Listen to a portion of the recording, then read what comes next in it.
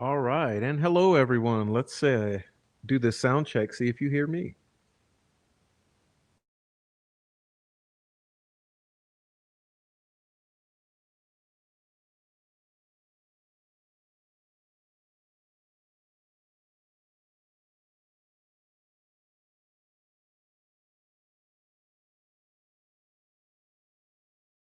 And giving it a try again. Let's see. Give this a try again.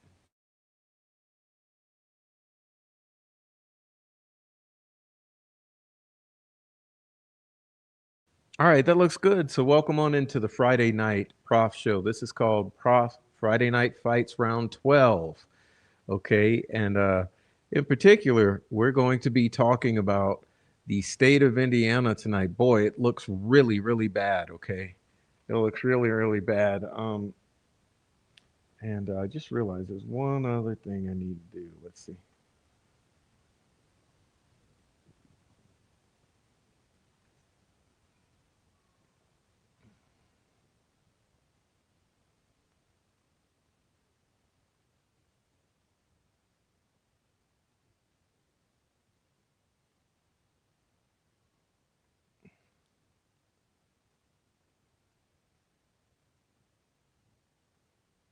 All right.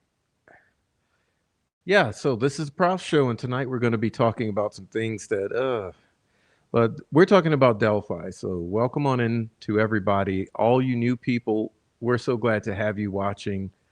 Come on in. We'd appreciate your participation here in the channel. If you happen to be on the replay, please do join the comment section below. It's really wonderful down there. Okay, and um, and anyone seeking any information, if you want to know how to contact me, how to support the channel, how to find any of our various sites and pathways and merchandise and anything, please look at the link tree that is tagged or pinned at the top of the chat. And in that link tree, you'll find all that you need to know. All right. So glad to see everybody here. And Anyway, now typically on a Friday night fights, I'm talking about all the problems that exist in a. You might wonder, well, oh, right, wow, Prof, why tonight? Why Jerry Holman and Cicero and McLeland and the state of Indiana and that be a bullshit? Well, I'll tell you why, because this is the biggest fight, okay? This is the biggest fight. So we got a lot to talk about, and it's going to be interesting. We're going to look at some stuff. And the way that I see this thing going tonight, it's only going to get worse as the minutes tick by because it's a really ugly scenario, honestly. And there's so much to talk about. Geez, I don't even know where to get started. But I'll just go ahead and on dive on in head first, and we'll see. So please do a few things. Let's see. Make sure your chat is on all chat and not top chat. Make sure you hit the like when you come in and when you leave. That you have hit the like. Um, if you're able to support the channel by commenting down below, and also if you want to donate, we have various pathways to donate. So we'll get into that stuff. But I'm glad to see everybody here, and please let everybody know we're live, okay? We want to get as many people in here as possible because we will talk about important things tonight. And I know it's rather late, but I wanted to do a late night show because I felt like it, and that's what we're doing. So we're going to start off like this. Now, guys, you might need a, you might need a, you might need, you might need a sick bucket, okay? Is what we're going to start off with. Now look, I guarantee you that what you're about to see, it's the absolute worst look for the state of Indiana, or should I say, I shouldn't say the entire state. Let me say this. What you're about to see is the absolute ugliest uh, and the worst look for the Indiana State Police uh, that you've ever seen in the 92 years since its creation. This is the absolute worst look for the Indiana State Police that you've ever seen. And hey, we are going to continue to make sure that the world sees how bad this is and how ugly it all is. And and that's what we're going to talk about. So we're going to get started like this. Now, I'm going to bring you guys back to a very negative moment, but we're going to look at this in detail, in great detail. Okay, so please bear with me as we do that, and we'll take this ride together. Right now, notice here when this starts. This is the post sentencing press conference. Uh, who's that? Who's that? Who do you see first? Who's the big dog? Let's back it up. Okay, let's look at who's the big dog who walks out first, like a big guy.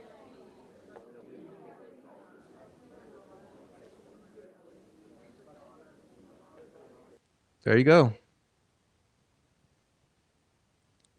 Okay.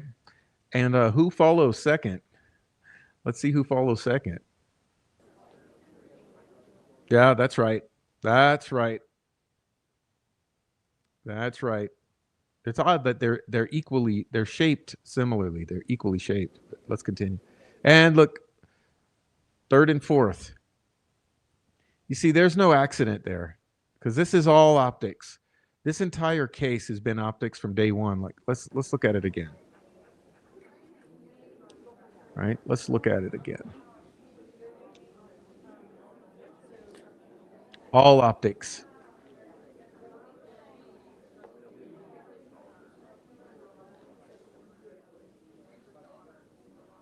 Yep, that one. Yep, that one. Yep, that one. Yep, that one and that one. And that one and that one. And that one.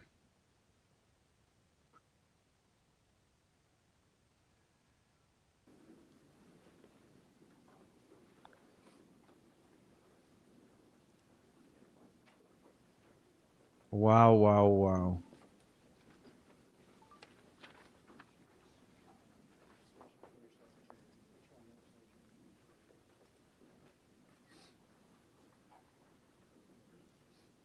Deep breath, Doug.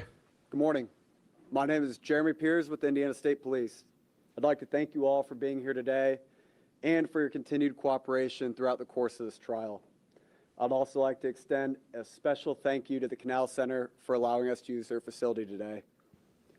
As we move forward, we remain committed to keeping Abigail Williams and Liberty German at the center of our focus. Their memory has guided us every step of the investigation, and the photo displayed behind us serves as a powerful reminder of why we are here and what this case has always been about. Due to the gag order, it has been some time since we have spoke publicly about this case. Now that the order has been lifted, we're grateful to be here today and speak to all of you. Before we get started, I'd like to introduce to you the speakers: Mike Patty from the families, Carroll County Sheriff Tony Liggett, Indiana State Police Superintendent Doug Carter, and Carroll County Prosecutor Nick McLeland. I just noticed that. Did you notice he said Mike Patty from the families, plural? Mike Patty from the families. At the conclusion of their remarks, Prosecutor McLeland will take a limited number of questions, and he has requested that all questions be directed to him. On behalf of those standing behind me here today, and important point there, Mr. McLeland has asked that all questions be directed to him. Why? Why?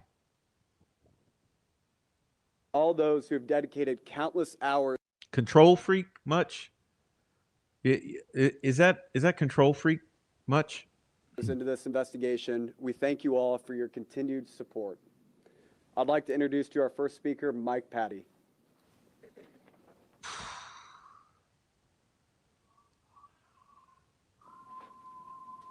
Thank you, Jeremy.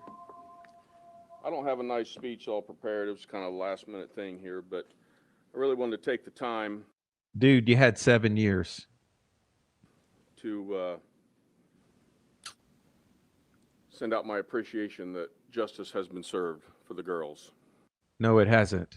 A wrongful conviction is not justice served for 2 little girls who were brutally murdered, slaughtered, left in the woods in the most bizarre fashion imaginable. And you all pretend that it's just a normal, everyday murder. I want to thank the jurors. Hope they get a chance to. What's with the nervous tick? You notice him and Carter? I wish I had my mouse that I could show. Do you notice him and Carter have this tick that's like,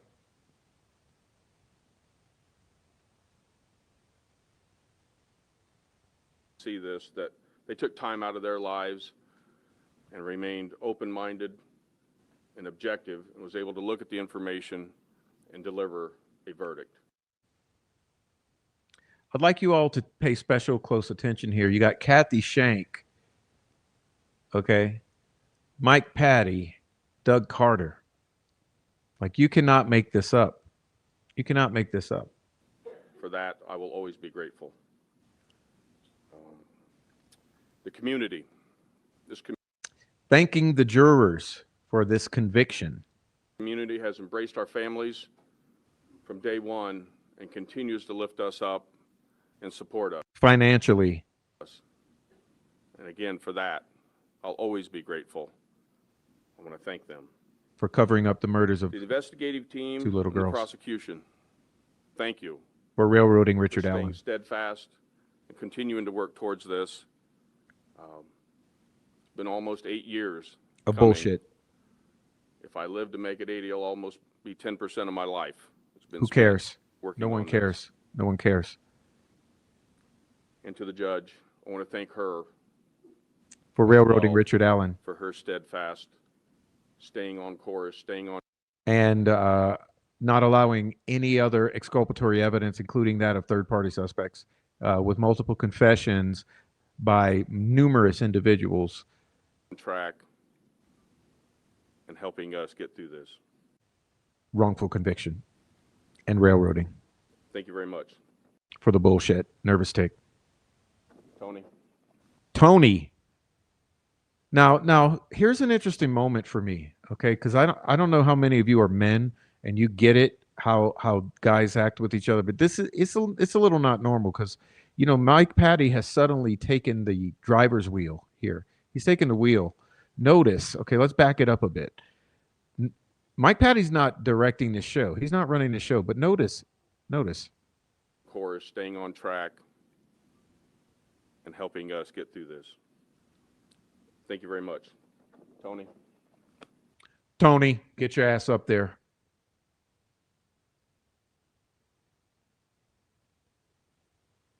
So who's really running shit? Who's really running shit in this press conference?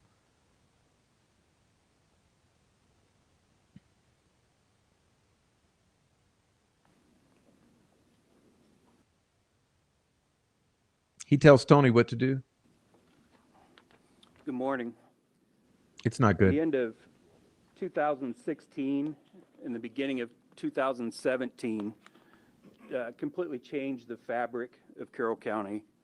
We lost 6 beautiful young girls, Yeah, but you forgot about the 4 black ones.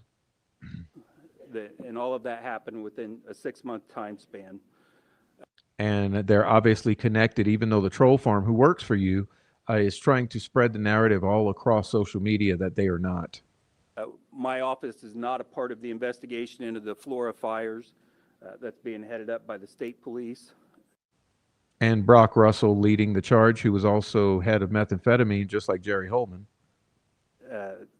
We would do anything that they would ask for us to do, and I know they're working extremely hard on that case as well. No, they're not. Carroll County is But that's okay, because FBI will be taking care of it. a tight-knit community, about 20,000 people. Who are all colluding together to cover up the murders of 6 of its own, but they only claim the 2. It used to be a place where people didn't lock their doors. I believe that the verdict and the sentencing will help ease some of that sense of security. No, it's the most shameful thing that your county has ever been a part of. Guaranteed, sir. For the people of Carroll County. The people who live here are very resilient. And crooked. I think you can see that just in the families, the Germans, the Patties, the Williams. And all the grifters and money launderers on the case. Carroll County is an amazing place to live, to work, to raise your family. I want to thank all of the people of And purchase and sell methamphetamine like it's gone out of style. Carroll County and the families for their patience during this investigation. I keep hearing the word closure. There's no closure. Closure will be when the right people and the truth is told about this crime, and it's not even close. People are coming up to me saying, I bet that you're glad that there's finally closure. There's no closure. There will never be any closure in this case. No, there sure won't. Not as long as the killers are walking free and the law enforcement is covering up for them. The Germans and the Williams family Are also doing the same, lost their daughters, unfortunately. their granddaughters, Unfortunately. their siblings. Unfortunately. Justice, a form of justice was served. No, it has not been served. Let's you made an error in your notes. But it does not bring Abby or Libby back. Well, nothing will, especially the millions of dollars you're pulling out of this case. These families will live every day without 2 of the most important people in their lives. They're missing milestones because of a low-life coward decided to take their innocent. A low-life coward? Really? Richard Allen? You believe he did it? Or do you know he didn't, but you're just choosing to further spread the image of him as a low-life coward? Lives. They did not deserve this. You mean he did not do this? Is that what you're saying? Today is not closure. No, it's sure not. It is just turning the page and starting a new chapter. My heart is and always has been broken for these families. No, it's for that it's caused you to have to cover up for the families. I want them to know that we stand with them, and I want to apologize to them that it took 8 years for us to get to this point. This case. Why didn't you apologize for the 70 days of lost and destroyed evidence and all the other destroyed evidence that we'll never know of, and the marathon footage and all the other things that are so important, and the untested DNA? This was quite the undertaking for the Carroll County Sheriff's Office. There are so many people that put a lot of time in assisting us with bringing it to a conclusion. Yes, I'm glad you said conclusion. You brought it to a conclusion, not to justice. You see a lot of them right here, and there are many that aren't standing up here. There are so many agencies to thank for standing by our side.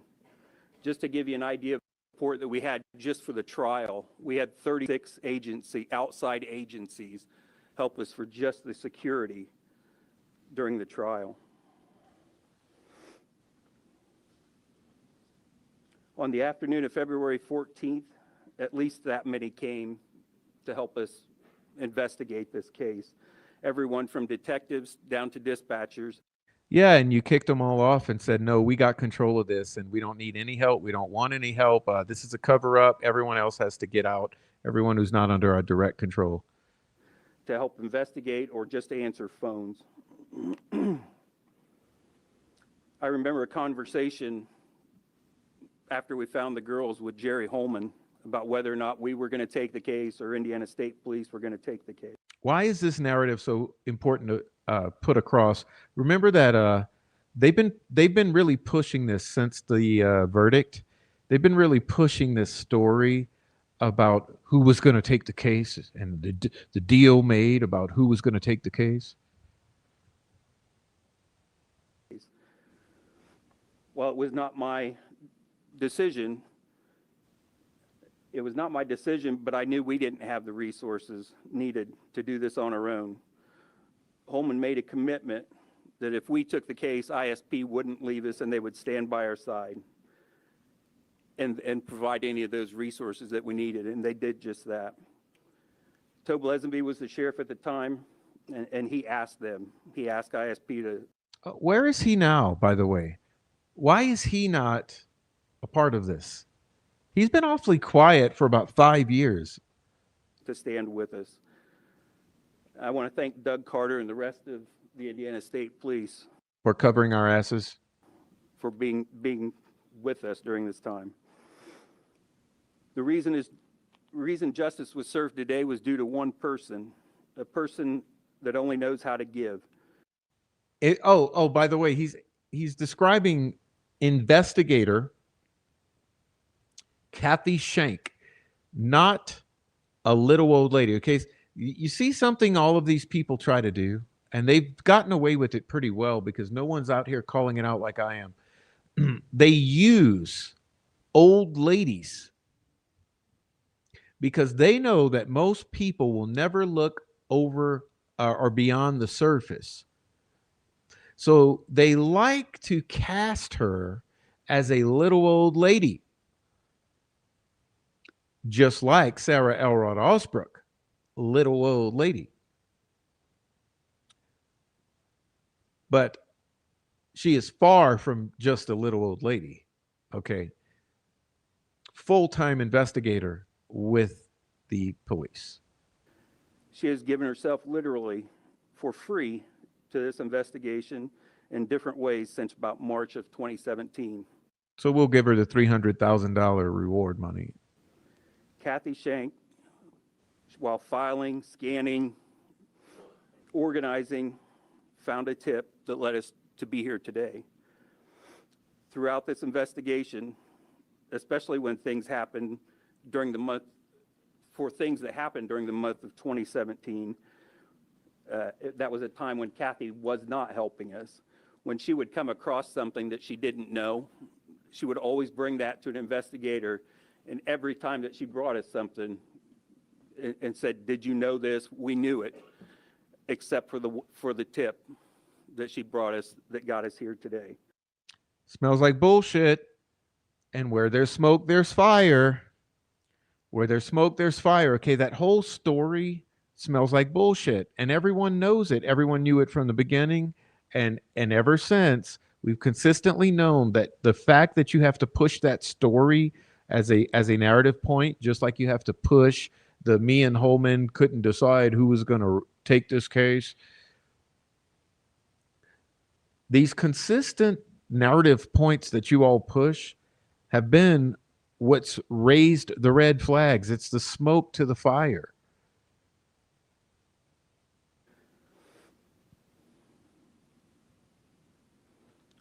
To borrow a term I believe was started by Becky Patty, a saying that meant enough to me that I had it on a sticker on my computer, in my car, and on my refrigerator at home.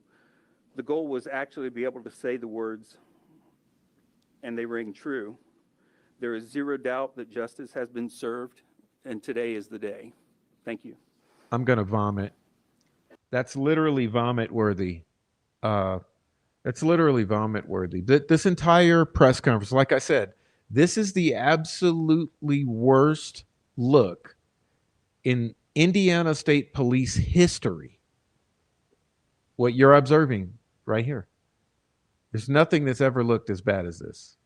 And it's about to get worse when this dumbass comes up to talk.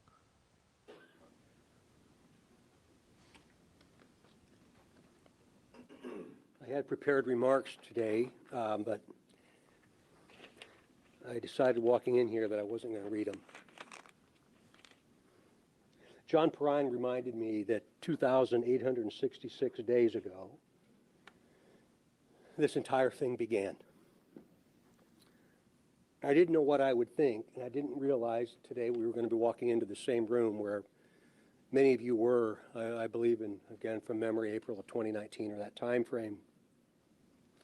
And over the course of these last many years now, several of us, me included, have been mocked and ostracized for our emotion, for our inability to answer questions that you might ask. The lizard himself. And the thought that we're something other than human beings.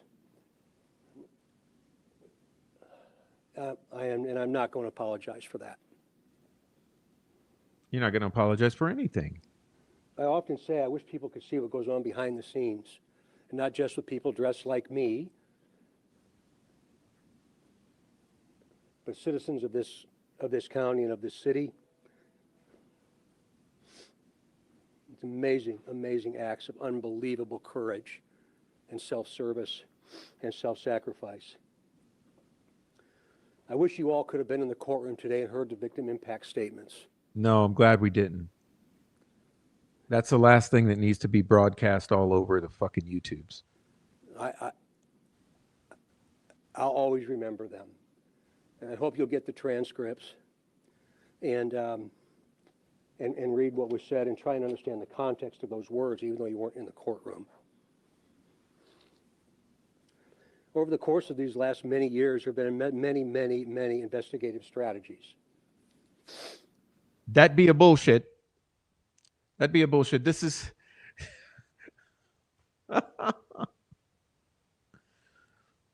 investigative strategies like losing everything that was absolutely important that would have led to solving the crime. Yeah, that's an investigative strategy for your ass. Yeah.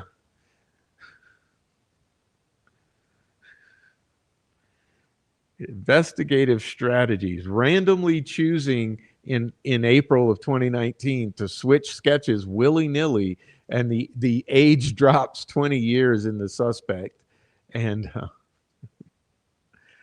Jesus Christ, man, the level, I hope your hip waders are on, because the level of bullshit with these people, especially this guy right here, it's just, it's nauseating. Any notion of a cover-up, any notion of us deciding the outcome of this, any notion of any connection to anything else is not correct. Whoa, why did you feel you had to say that, Douglas? That's really odd that you would feel that you'd have to say that. This is a post-sentencing press conference, and you're mighty on the defense Like, why are we so on the defense? This is a post-sentencing press conference, and you're on the defense? You're on the narrative pushing? Whoops. There we go. I'm going to back it up again so you all can try not to vomit again. Just hold on. This is not a cover-up, and I'd walk over hot shards of glass. And read what was said and try and understand the context of those words, even though you weren't in the courtroom. Over the course of these last many years, there have been many investigative strategies. Investigative strategies. Any notion of a cover-up? Any notion of us deciding the outcome of this? You decided it. Any notion of It's any a cover-up. connection to anything else? It's connected to Flora It's not and a bunch of correct. other murders. It's not correct. It is correct. I've never been a detective in my entire lifetime, but I get to represent some of the best on the planet Earth. And I listened to them intently. And when they made strategy decisions associated with what the next steps would be, Strategy. my job was to support them, and I stand by those decisions, every single one of them.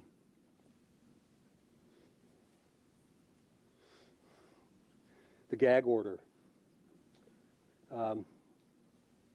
We lived by that. We lived by that gag order. No, you didn't, because you had YouTubers, okay, leaking for you. Do you think we don't know? I mean, we lived through it. All the leaks came from your side. The defense did not. Oh, what's with the defensiveness, Doug Carter? So we're going from one. Do you see the reactionism or the reactiveness? Did I invent a word? This is reactionism. His entire demeanor and this entire performance is reactionism, okay? And it cost a human life. Oh, it costs more than one human life, buddy. Anybody that shares those photographs And they will be continue to be shared, by the way. of those two little girls should be held accountable. Whether they're in the public sphere, whether they're emailed to you, whether you found them in a place you didn't want them to see. I hope that if you ever see them, you'll picture your own children as Abby and Libby. I'll never. No, Douglas, because the importance in those photos is not the children. The importance in the photos are the sticks that are particularly symmetrically arranged on their bodies and the posing of the bodies, which match two of the figurations of the tarot deck.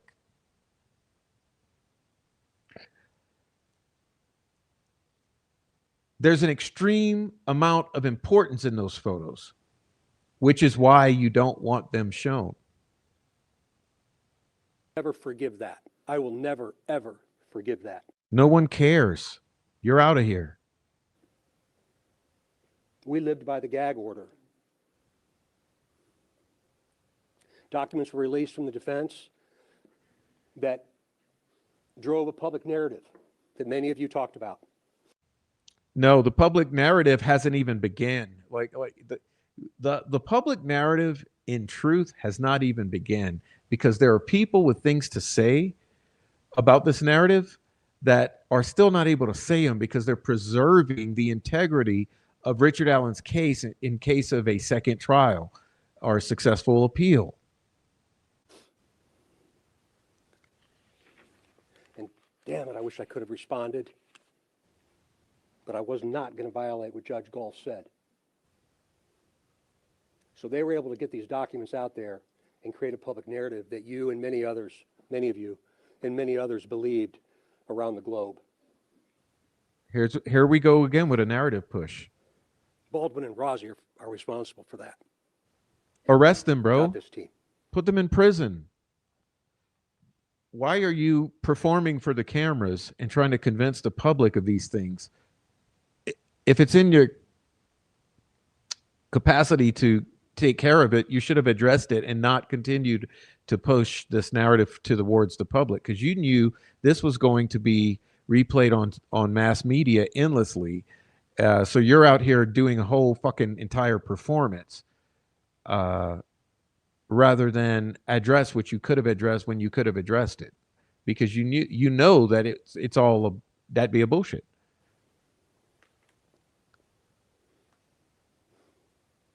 The family effects, I think you'll see the words that were spoken by the folks that spoke today about their lives and how they've been forever changed, No one cares. how they'll never be the same. No one cares. And they said it in ways that were Manipulative and beautiful in some narcissistic. kind of a mysterious way. No, there's nothing mysterious here.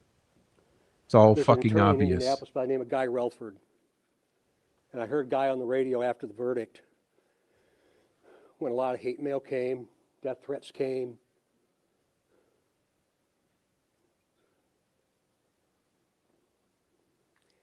Oh, you want to talk about death threats, Doug Carter? Why'd you allow Greeno to threaten to kill half the fucking Delphi creators community? You never did a single damn thing about it. Yeah, that's right. Why'd you allow the entire troll farm to threaten to kill Richard Allen multiple times and others? You want to talk about death threats? Why'd you allow the correctional officers at Westville to threaten to kill Richard Allen, his wife, and his daughter and mother-in-law? And I heard Guy Relford say that day on the radio, and I called him 15 minutes after he said it. And after 40 years in the business, I never thought about the jury's perspective. But he said the only people that mattered in that courtroom was the jury. And he went on to talk about, he's a very bright attorney. He went on to talk about what they can see that we can't, that you couldn't. They could see the defense. They could see the state. They could see the witnesses, feel the emotion, and they could see Richard Allen. I've never thought about that perspective because we have a singular view most times. You, me, it's human nature. Judge Gall was the keeper of the peace in that courtroom, but the people that mattered were those 12 jurors. And we have a system of justice that allows them to decide the fate of a human being. That's what our founders had established. Don't get all constitutional now, Doug Carter, because look, don't even go there. Don't even go to the founding fathers, motherfucker. No way. No way on earth I'm going to let you not. I'm not going to let that slide. And that's what they did. I hope you all understand that what you say and how you report matters more than you can ever possibly comprehend. Oh, why do you think we're doing this now? Because we know our words matter. That's why we get the death threats. It's an opportunity for us to all learn about what social media is and isn't, what we should do and what we shouldn't, and understand that their words have consequences. And I will never stop. To other human beings. I appreciated Guy's perspective, and it changed my view of the criminal proceeding. Richard Allen knew. How do you know? Richard Allen knew what, Douglas?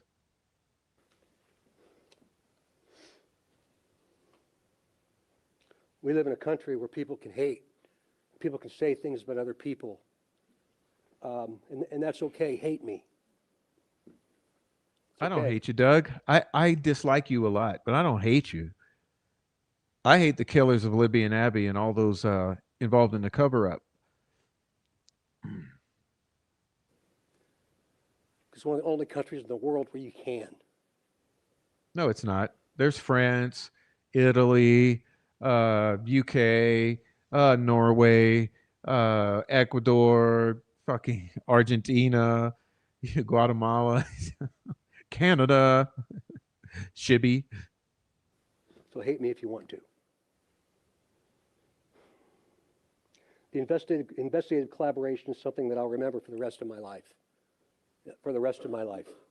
There's no way we could possibly chronicle it or articulate it or write about it or anything. This is There's no way we could ever. Okay, now he shifted Okay, so so now he's gone from pushing the narrative points he wanted to push in admonition and shaming. Now he's moving on to the congratulatory, patting themselves on the back. So this is the self-congratulatory phase of the speech. Okay. Do that. We are human beings, and there were mistakes made. But there was never a mistake made that we knew was wrong when we did it. I'll crawl Oh, across. oh, that's rich too. That one's, I forgot about that one. Yeah, yeah. There were mistakes made. I mean, we're human beings, but there was never a mistake made when we knew it was wrong at the time that we did it. You can't make this shit up, man. There's like, come on, this guy's good. He's good. Shards of hot glass for Jerry Holman. Well, oh fuck, I fucked up. Okay, that's the line I can't miss this one up. Okay, let's start it over. There's no way we could possibly chronicle it or articulate it or write about it or anything. There's no way we could ever do that. We are human beings, and there were mistakes made. But there was never a mistake made that we knew was wrong when we did it. I'll crawl across shards of hot glass for Jerry Holman. Jerry Holman is not a liar. How bizarre. How bizarre. What a bizarre thing to do and say. How bizarre is that?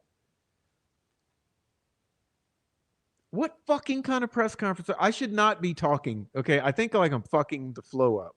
I shouldn't be talking because, guys, like, I highly recommend anyone who has not watched this on their own in full and take it in, go do it, because I know I'm talking all over it. But how bizarre is this? That he's just all over the place. He's all over the place. Like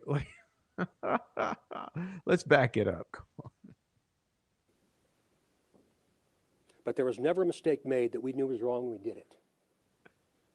I'll crawl across shards of hot glass for Jerry Holman. Jerry Holman is not a liar. Really? Is that on your bullet point list of points that you have to touch on before your shit's over? Jerry Holman is not a liar. Jerry Holman gave the last 8 years of his life. Remember I said the other day I had a slip of the tongue. I said sharts of hot ass. To something much greater than himself. We fussed with each other throughout the course of this in conclusion. We argued with each other. I remember Tobe and I had an argument right here in this other room in April of 19, as you should expect us to. There was no groupthink. We debated each other, as you should expect us to. But then the defense spins it into incompetence.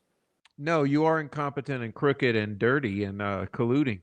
And it was more about who got credit for what. It wasn't about doing it for the benefit of the victims. You guys were arguing about who was going to get credit and be in front of the cameras on that occasion. It's ridiculous. You're ridiculous. This entire getup, that uniform you have on is fucking ridiculous at this point. You're ashamed to that uniform. People have died to wear that uniform. There was no groupthink. We debated each other, as you should expect us to. But then the defense spins it into incompetence. It's ridiculous. There was It's no ridiculous spin. Nonsense. Let's see, what the defense did is they didn't spin it enough because it was you and all your shills who spun the fuck out of this since 2017. Let's be honest here. You had 8 years of spin. Baldwin and Razi to have done that. And finally, most importantly, to the Delphi community and to the family of Abby and Libby. Words cannot possibly explain what we all feel. You're right about that. But what Nick McLeland did and the rest of the team that was associated with this, every single time it was about something other than themselves. It was about this community and that family. And we owe them a debt of gratitude that can never possibly be repaid. No, it wasn't. And first of all, everyone's on salary here that you're referring to, even the troll farm. So everyone got paid. Okay, so nothing was done unselfishly, and furthermore, we're about to see him hit ourselves, and I'm going to comment on that.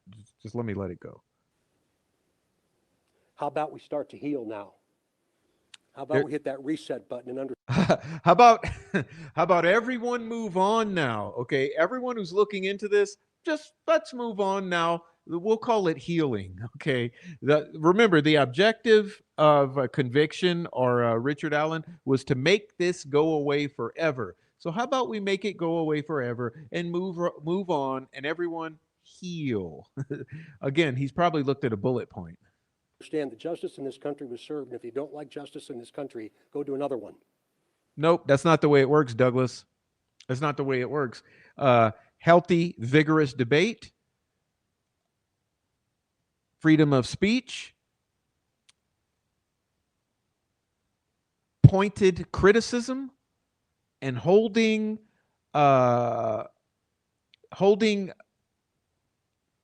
leaders accountable is what this country is built on. You don't go away when the leaders fuck you over. Okay, you hold them accountable for their misdeeds and wrongdoing and corruption.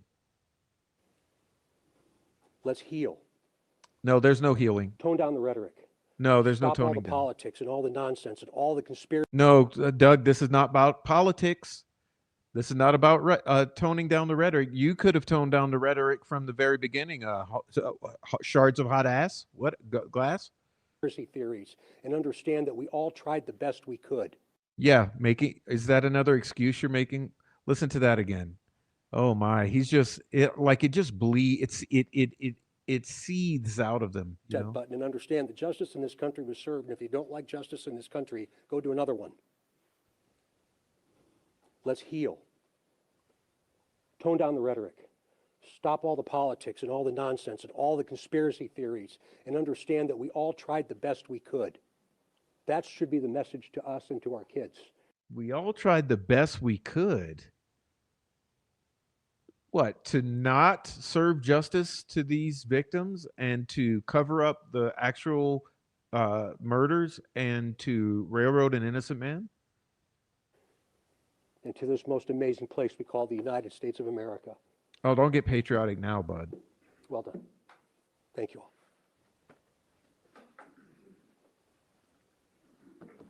Good morning. Just when you thought it couldn't get any douchier. Can we all just have a little bit of a sigh of relief that this thing is over finally? Now, you want to talk about a douche?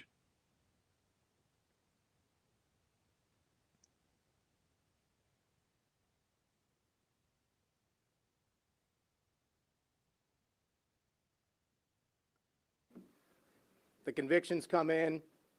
We've got the verdict. We got the sentence, 130 years in the Department of Corrections. And while I don't think ever this verdict or this conviction will ever bring peace to the family, I hope that they can take this sigh of relief with me to say that this part of the trial is over, that we got the conviction, that we got the sentence that brings justice for Abby and Libby. No. How does this bring justice when this was an entire fucking circus and still is? A few of the things I am going to say are going to echo what Sheriff Liggett said, what Superintendent Carter said, and what Mike Patty said. But I'd be remiss if I didn't thank some people along the way. Law enforcement, Carroll County Sheriff's Department, Indiana State Police, Department of Natural Resources, all the agencies that assisted in this investigation and the prosecution of the defendant, I want to thank. They were attacked by members on the internet for their integrity. They were called corrupt. They were called evil. They are corrupt. And They were are called evil. liars. And they weathered that storm with professionalism and did what they could to be a shield for the families. Spent countless hours chasing down leaks of crime scene photos, countless hours attempting to scrub the internet of those crime scene photos. Hey, buddy, I notice you're leaving some names out, like all of the prosecution shills who were the leakers of those crime scene photos. It's odd that you're leaving that out. I think I got to back this up a bit because I'm letting too much pass, okay? Because I'm getting exhausted. Let's see. On the internet for their integrity. They were called corrupt. Because they are. They were called evil. Because they are. And they were called liars. Because they are liars. You all are. And they weathered that storm with professionalism. No one cares. And did what they could to be a shield for the families. No one cares. Spent countless hours chasing down leaks of crime. People acting on your behalf were responsible for those leaks. Crime scene photos. Countless hours attempting to scrub the internet of those crime scene photos. Again, should I call their names? Should I call their names since you're denying that it was your people who leaked and then spread those crime scene photos? You think we don't know? And countless hours trying to protect the family as best as it could. And so to them, ISP, Carroll County Sheriff's Department, DNR, the other agencies that assisted, thank you. We would not be here today if it were not for your efforts and your countless hours that you sacrificed away from your family and your friends to give us the evidence that we needed to get the conviction. The conviction, not a conviction. Did you notice that? The conviction, not a conviction. I want to thank my team, Stacy Diener, James Luttrell. There is no way He left off all the entire troll farm. I could have tried this case without them. We spent countless hours working on this case, away from our families, away from our friends, and no one will understand the heart and the effort that they poured into this. So thank you. I want to thank Kathy Shank.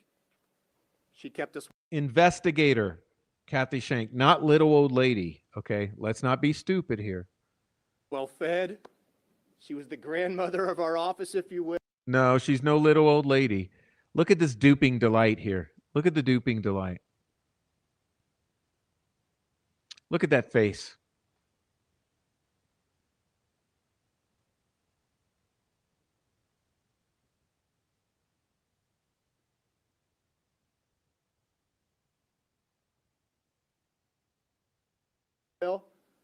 She made sure that whatever we needed, she took care of, and she never complained.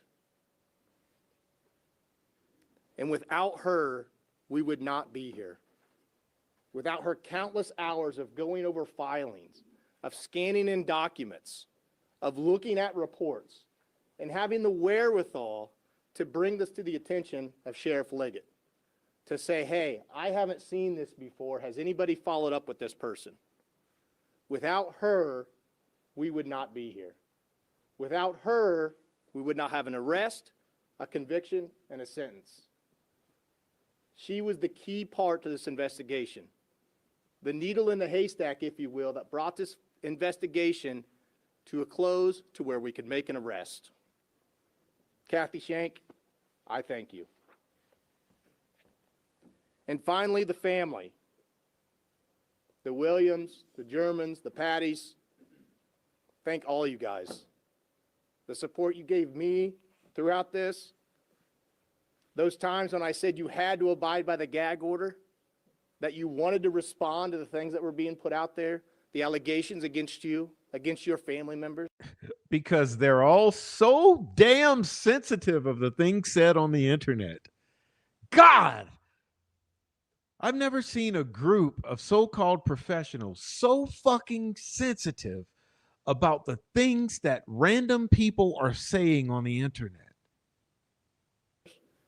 That you respected me to the point where you were willing to agree to abide by that gag order for the betterment of the case.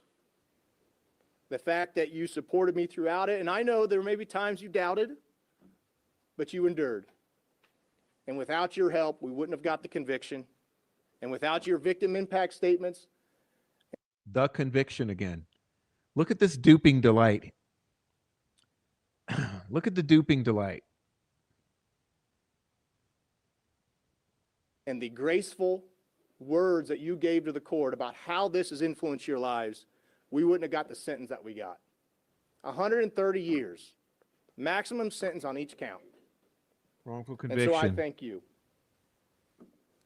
Finally, I'd be remiss if I didn't thank Abby and Libby themselves. No, okay, that be a bullshit. How dare you? How dare you? This is the most disgraceful display. Libby, for recording the defendant as he walked across the bridge, having the wherewithal to pull out her phone and record that individual, having the wherewithal to know that something wasn't right.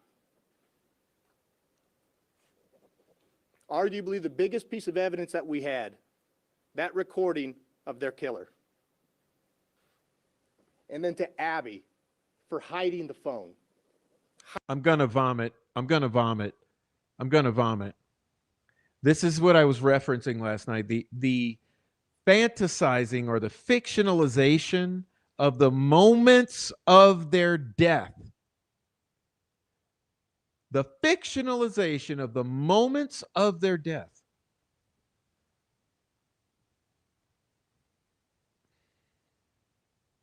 How disgusting is that?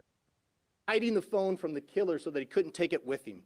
Hiding the phone so that law enforcement could find it and get that piece of evidence that Libby had collected. Without the efforts from those two little girls, we wouldn't be here today. So Abby and Libby, thank you. Fucking disgusting. Fucking disgusting. I want to say we're very happy with the jury's verdict. Of course you are. We're elated with the judge's ruling, or not the judge's ruling, the judge's sentence. The sentence is appropriate.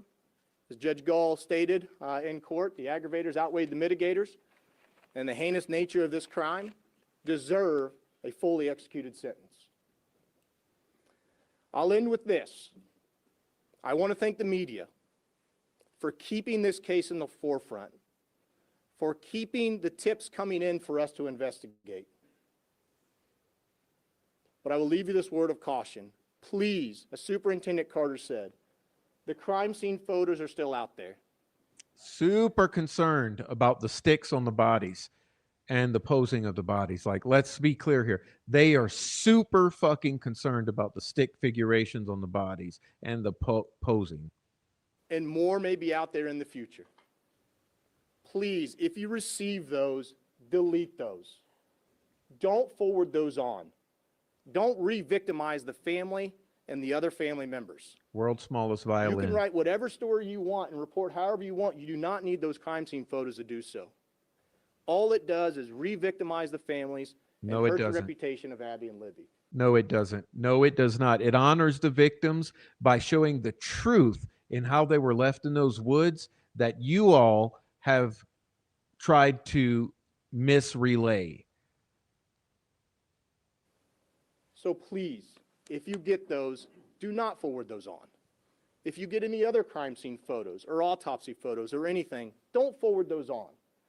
As Superintendent Carter said, imagine if they were your kids, your grandkids. It's not about the kids, it's about the sticks. You can write a story without having those pieces. It's about the part of posing of the bodies. So please, do not forward those on. You don't want the world to see the truth, how they were left in those woods. I want to thank the community finally. Everybody in the community locally has supported my office, supported law enforcement. And has made hundreds of thousands of dollars every year off of this. The show of support from them has been just unforgettable.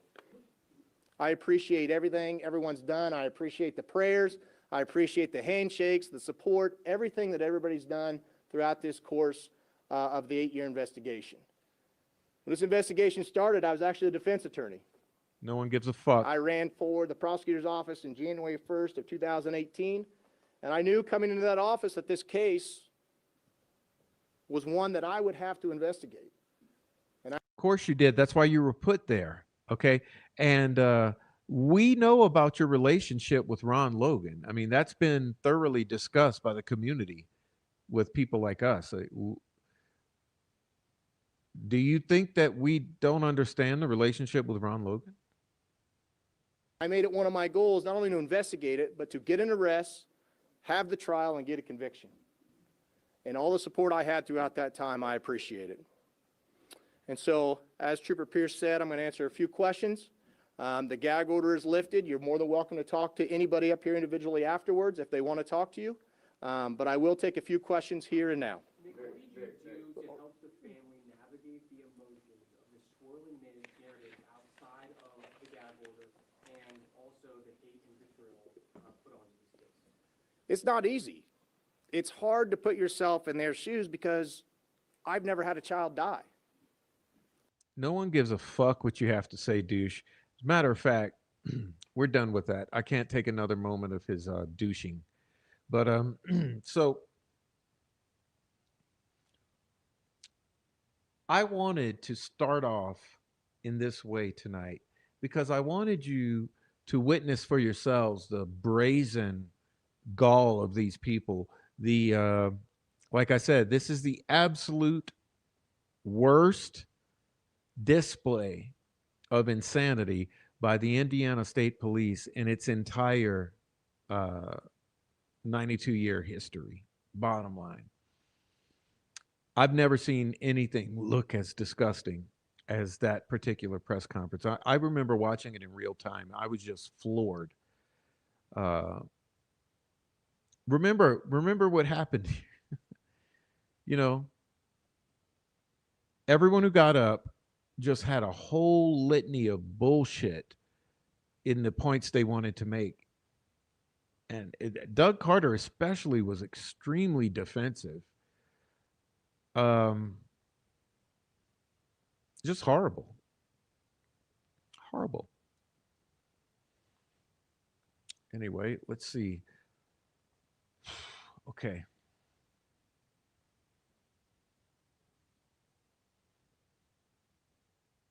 But there were some things I wanted to cover. Okay, so let's see.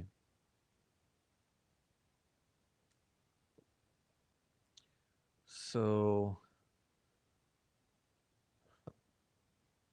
let's see. We're going to do a screen share now. Let me get it together. Moving on to our next segment here. Let's see.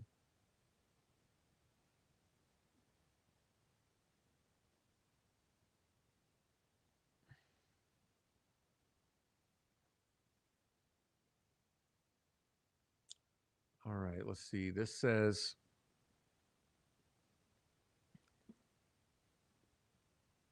we're going to discuss a few things. Okay, so in reviewing, what I did today is I reviewed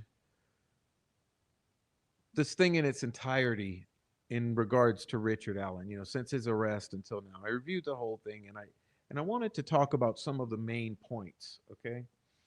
For instance, these are some of the considerations.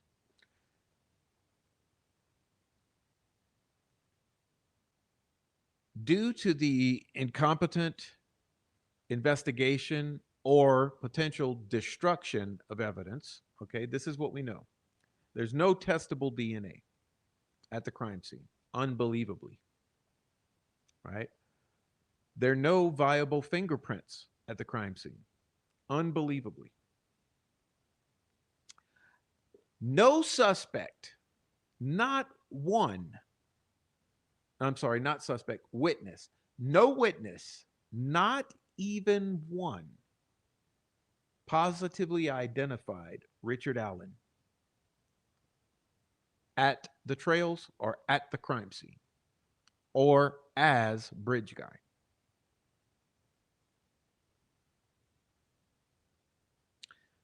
Some even testified that the Bridge Guy was approximately 8 to 10 inches taller than Richard Allen is.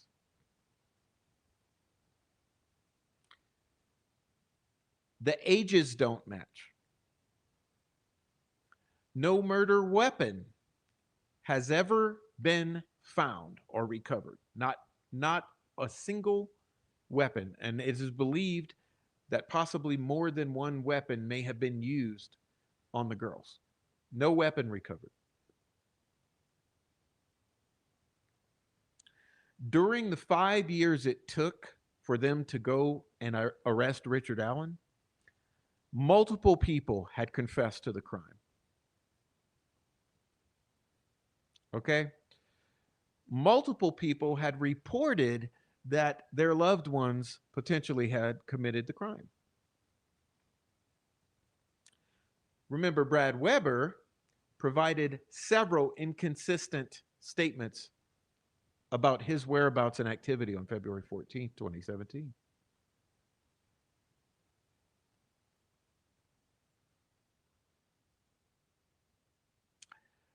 We had Stacey Eldridge come and say that Libby's headphone jack was indeed physically interacted with on February 13 at 5:45 or so p.m. and at 10:30 or so p.m., which is far after this fictional bridge guy scenario would have been over with. So who was there manipulating the Libby cell phone between 5 p.m. and 11 p.m.?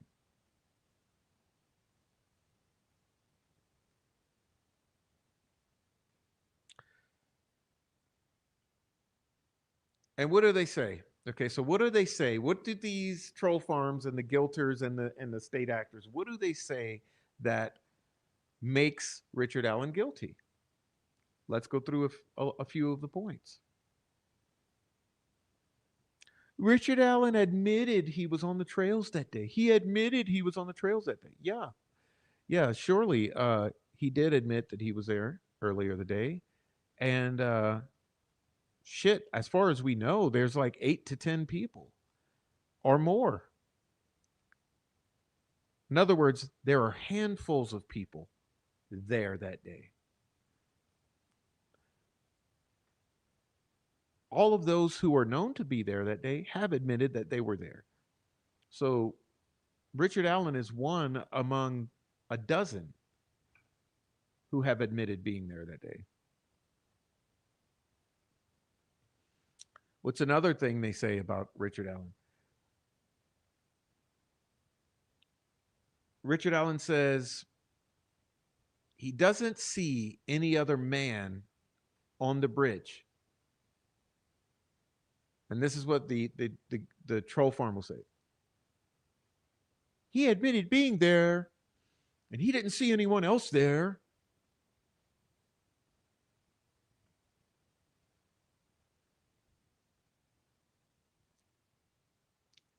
Here's another thing they say. Richard Allen told police he was wearing a blue or black jacket. That's what Bridge Guy was wearing. And when they searched his house, they found a blue Carhartt jacket, and that matches Bridge Guy's jacket. No, it doesn't. It doesn't, because Bridge Guy doesn't have a Carhartt jacket on. Okay, why? Carhartt jackets have a little emblem on them that's very visible. Additionally, Richard Allen's jacket was purchased after 2017.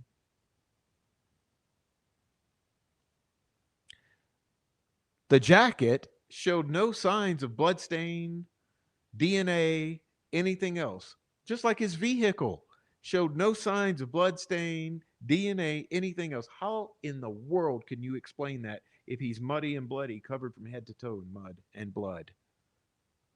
And listen, everyone knows that crime scene was bloody. Anybody that was a lone wolf killer killing those girls with a bladed weapon like that would have gotten covered in blood. Where's the blood? Where's the blood on his clothing, his shoes, his pants, his jacket?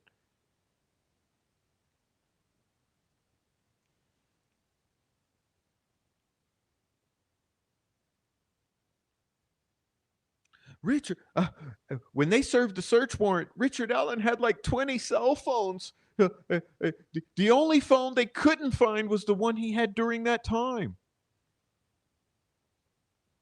Do you know that to be true? How many phones do you have?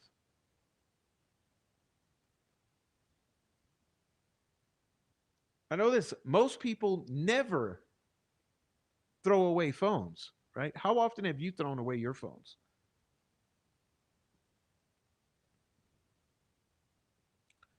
Then they'll say, Richard Allen voluntarily went to the police to cover his trail.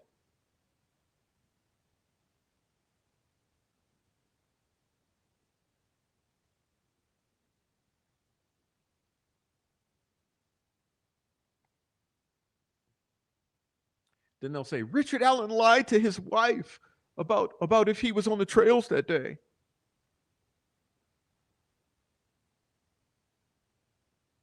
And they'll say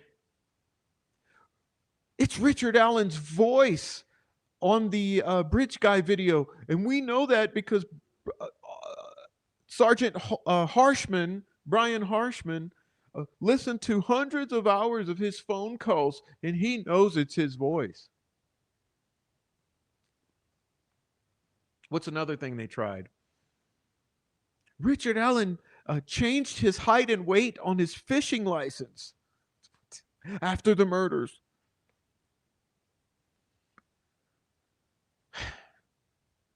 And what did Jerry Holman say? He said, Richard Allen said, it doesn't matter. It's all over when we were serving the search warrant at his house.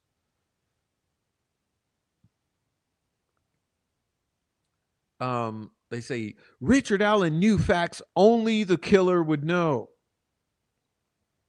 Okay, what are those facts? White van. There's a white van. Well, let's see. That came about in what, 2022, 23, 24?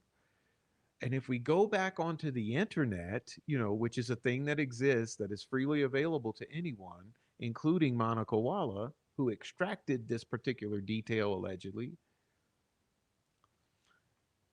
you go back and you find this thread of white van.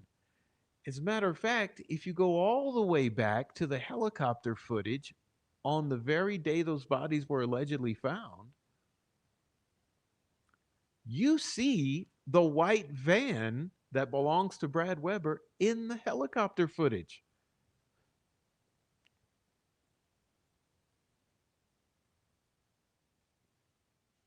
And what else will they say?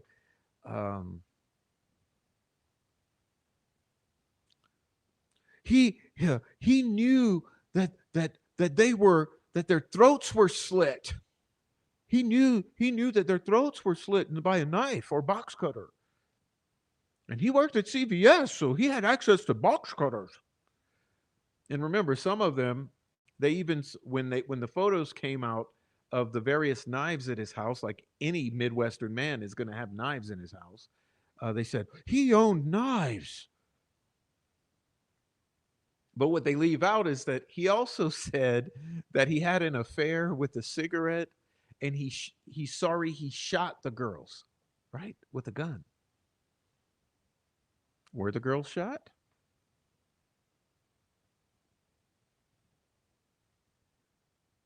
And then they'll say, his vehicle is on camera at the Harvest store. Really? Can you confirm that is his vehicle? I don't think you can. I don't see how there's a way to confirm that's his vehicle on the camera. Additionally, can you confirm that it's Kelsey's vehicle on the camera? No, I don't think you can. Remember, you allowed all the witnesses to self-verify their own vehicles on the camera. And then somehow you inadvertently leave out, accidentally, right, the other vehicle on the camera that has since surfaced. In other words, that's been leaked by the Mean Girls.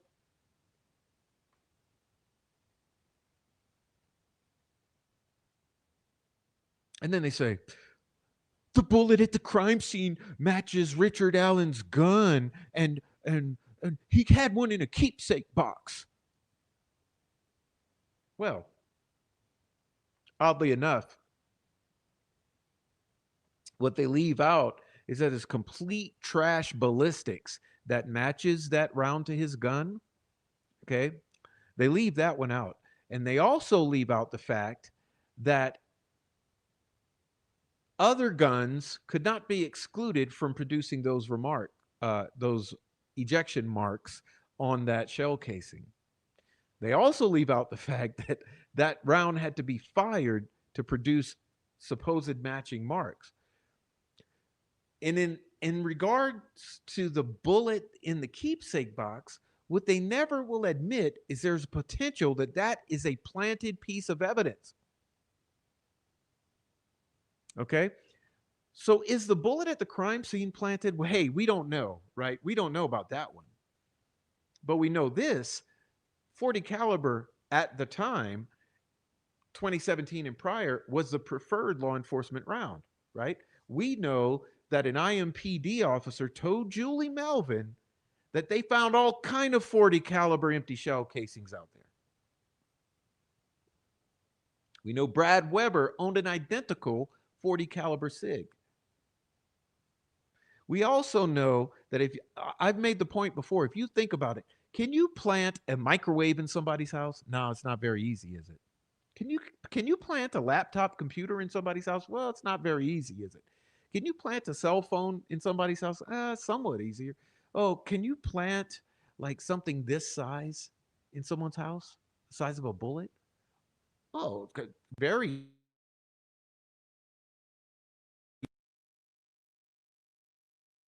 Yep, dropped it.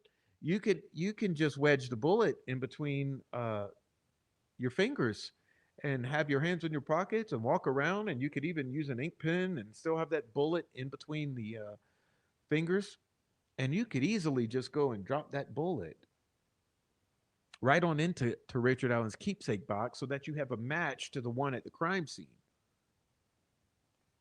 So that's no evidence, right? That's no evidence.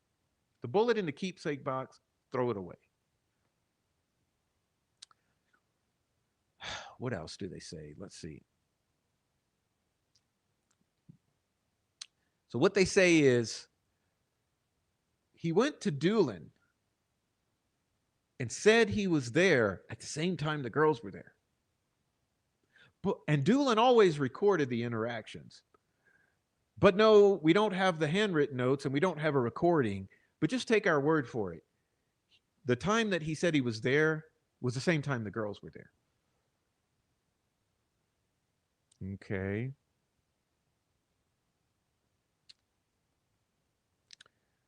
Whew.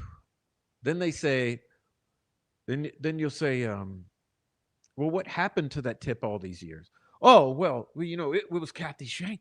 She just magically, one day she's cleaning out a desk drawer and she magically finds the tip. And she looks at it and she says, this must be important. I'll bring it to Liggett. Thereby solving the case.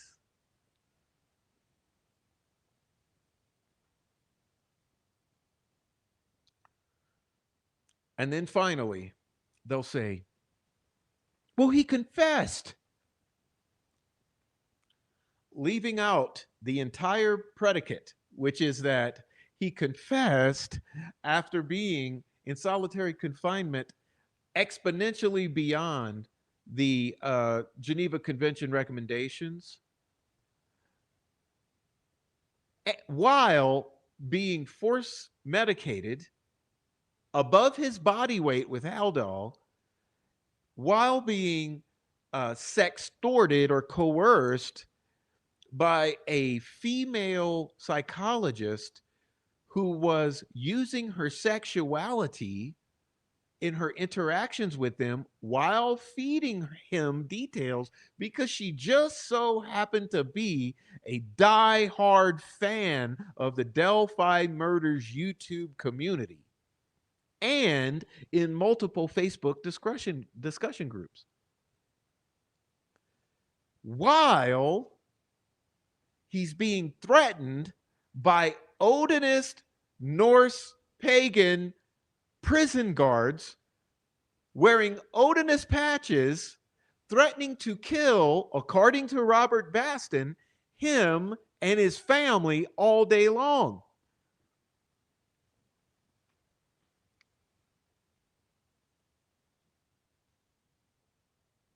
So that's the case against Richard Allen. Here's what they do then. Then you say, so what's the evidence that he did it? And they'll say, well, there's no piece of evidence that says he did it, that said that he did it, but it's the what's the term they use? What's the term they use? They say it's the my mind my mind is it's just every bit of this is so bewildering that I can't even they say like it's the totality of uh jeez they say it's the totality of circumstantial evidence that says it's him.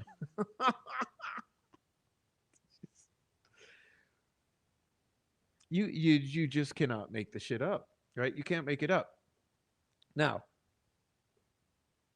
then you go a step beyond and you say, well, with all of that being considered, there's still this nagging thing that a jury somehow was led to believe that they had reached this threshold of beyond a reasonable doubt,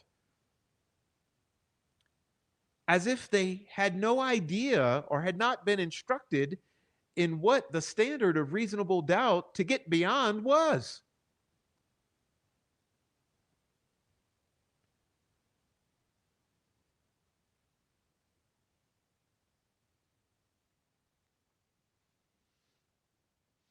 And then the thing they'll gloss over is that the entire contingent who were the power players behind all of this are all fucking Freemasons in Indiana. Oh, they leave that one out real quick.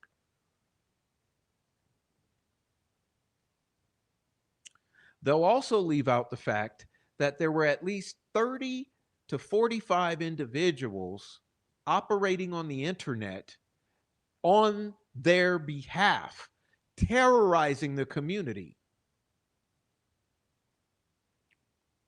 They ran YouTube channels. They regularly consulted with the family. They regularly consulted with Nicholas McLeland himself. They regularly consulted with Jerry Holman. They regularly consulted with Brian Harshman. These are the very people who have tried for years to run us off of the internet, terrorized us, threatened our families, threatened our well-being, affected our mental health, sent shit to our post office boxes, contacted our police and sent the police to our homes.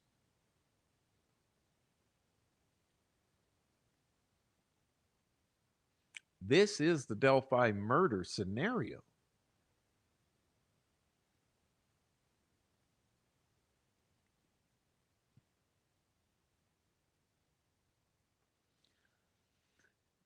And Nicholas McLeland, Tony Liggett, Kathy Shank, and Doug Carter had the fucking nerve to get up at that press conference and show their faces and say the same things that they said.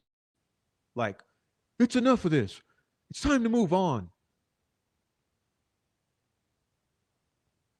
It's time for healing. Jerry Holman is not a liar. I'd walk over hot shards of glass for him. Don't share the crime scene photos. Everything that you just saw, and on and on and on. Re-victimizing the families. Abby had the insight or the foresight to hide the phone under her body as she's dying.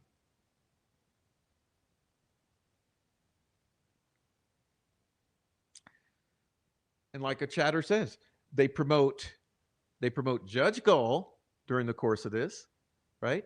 They promote Jerry Holman during the course of this.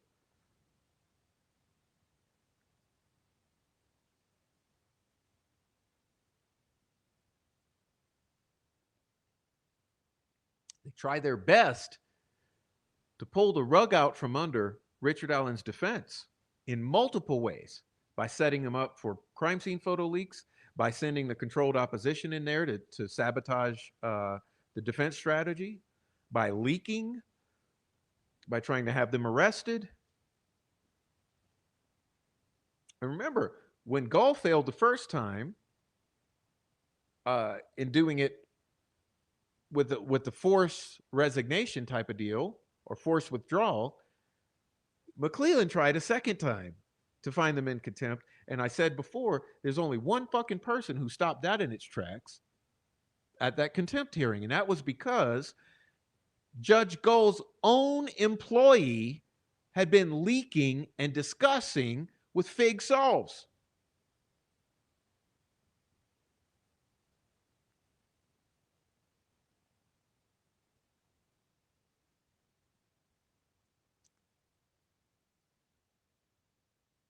And no one's supposed to see any of this, and no one's supposed to be upset about any of this, and no one's supposed to be astonished by this blatant display of corruption in our faces.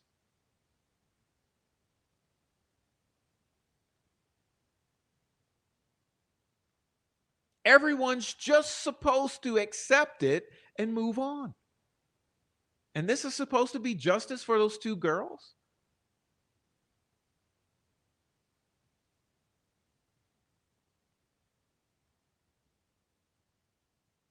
Somebody make it make sense. In the meantime, you got Greg Ferency's head blown off over in Terre Haute. You got a bunch of other YouTubers mysteriously die. You got Stephanie Thompson burned up in her home.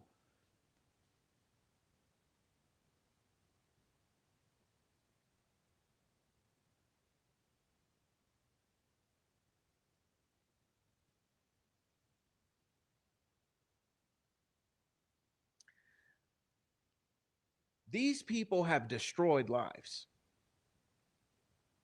It's state-sanctioned terrorism. Let's call it what it is. State-sanctioned terrorism. Where's the FBI? Where's Homeland Security? Where are the feds? Where's internal review?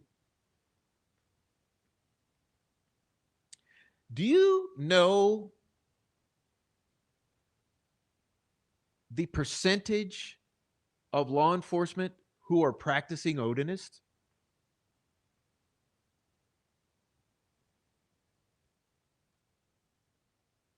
Do you know the percentage of Freemasons who are practicing occultists or thelemics?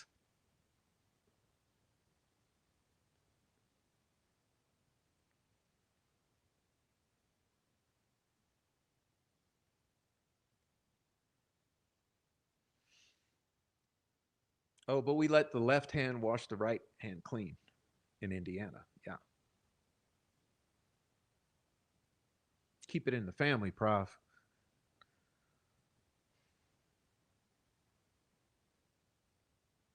And what they allow these people to do, like Sarah Elrose Osbrook, which I wish all of you would go to my Substack, okay? All of you need to go subscribe to my Substack. Pardon me, I lost my sock. I'm in my socks.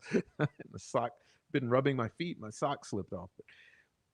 They allow Sarah Elrod Osbrook, whose husband is a lifelong correctional officer in the state of Illinois, right? Kathy Shank. Geez, she's another one. Sarah Elrod Osbrook herself, a lifelong paramedic, child's advocate, court appointed, 911 dispatcher, law enforcement adjacent as fuck. But they allow these type of people to go out and literally try to coerce Richard Allen into taking the plea deal. Remember that? Because this whole deal about Kathy doesn't consider herself married. Kathy doesn't believe in Rick's innocence. She believes the confessions. Kathy's only there for the mother-in-law. All of that bullshit. Well, the troll farm leaked why that occurred. Okay. And the reason that occurred is they were trying to get that back to Rick Allen, get those talking points back to Rick Allen, to get in Rick Allen's head in his compromised state so that he would be compelled to take the plea deal because he would feel that even his own wife and mother don't believe in him anymore. Remember, the objective all along was a plea deal. They never wanted this shit to go to trial because of this very reason, that we'd be able to critique it in the way that we can.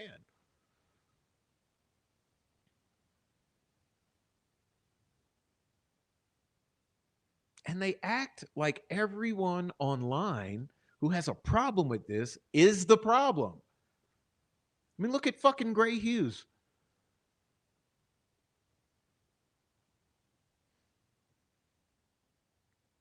But speaking of the trial, look, I wanted to get to two things, okay? Because these things are alarming. Hey, I want a special shout out and a thank you to Jake Brooks. Thank you, Jake Brooks, for supporting. Thank you. And everyone in the chat, listen, please hit the like. Please hit the like. And please enjoy the chat. And I apologize. I'm kind of on a rant tonight. I didn't intend to go onto this rant, but you know, that press conference triggers me. It triggers me. It's literally the ugliest display of blatant corruption that I've ever seen in my life.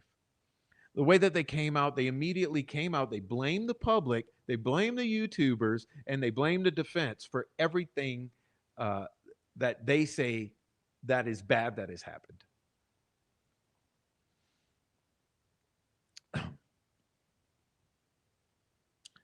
So I wanted to pull this up.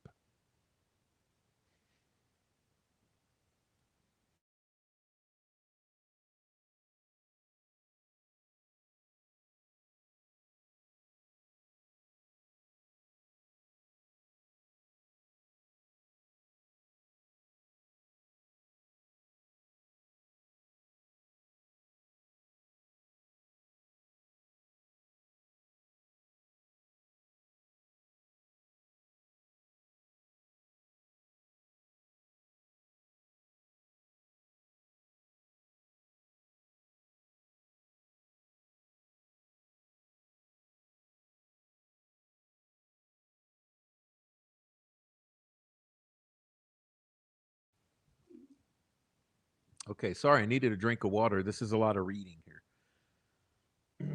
Okay. Let's see. I wanted you to look at some portions of this. Now remember, here, right here, this right here is as the testimony at trial of Pat Cicero.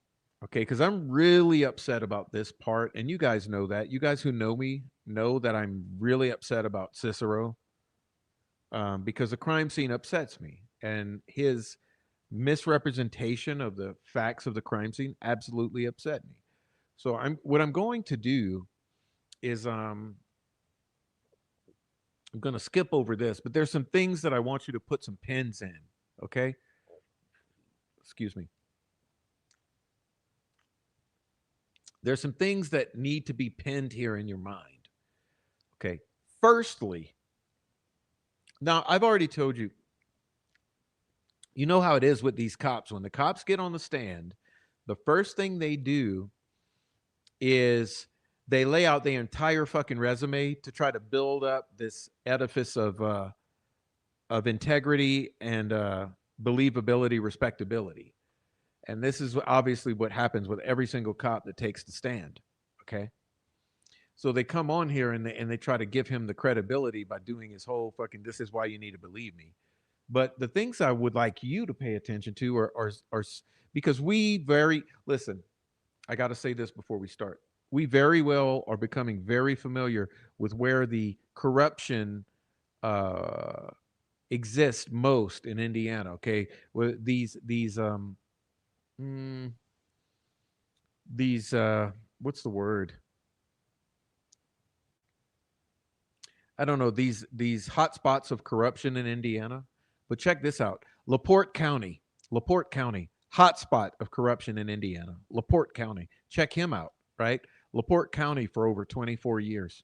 Oh, what are the odds? What are the odds? Okay. And he says before that, Bloomington. Well, guess what, guys? Bloomington, another hotspot of corruption in Indiana. Bloomington. Bloomington and LaPorte County. I mean, you can't even make this shit up. I'm telling you.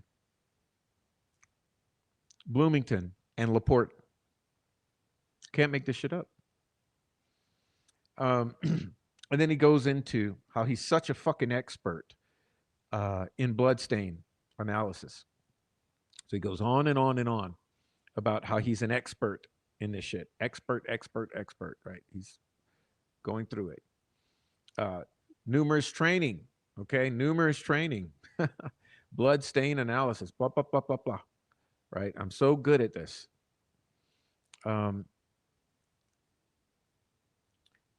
Just resume, forensic academy, da, da, da, da, da. I taught lectures. I teach. Forensic entomology for crime scene investigator. Teach. I'm respectable. I'm believable. Believe everything I say. Anyway, we'll go on and on and on, okay? So let's move here. We'll move through all of this. And he does the whole teaching shtick where he attempts to, there's this real cursory teaching moment in regards to trying to instruct the jury or teach the jury the absolute basics about what these words mean when it comes to the words he will be using, okay? How blood works and all this. So let's continue because I want to get to this part here. Oh, National Forensic Academy, da, da, da, da, da. Now, there are some interesting things I want to bring up about Cicero because this is where it gets important, okay? So this is how he did this, right? Photographs, okay? Photographs. Okay. You see? Photographs. He's looking at photographs. Now,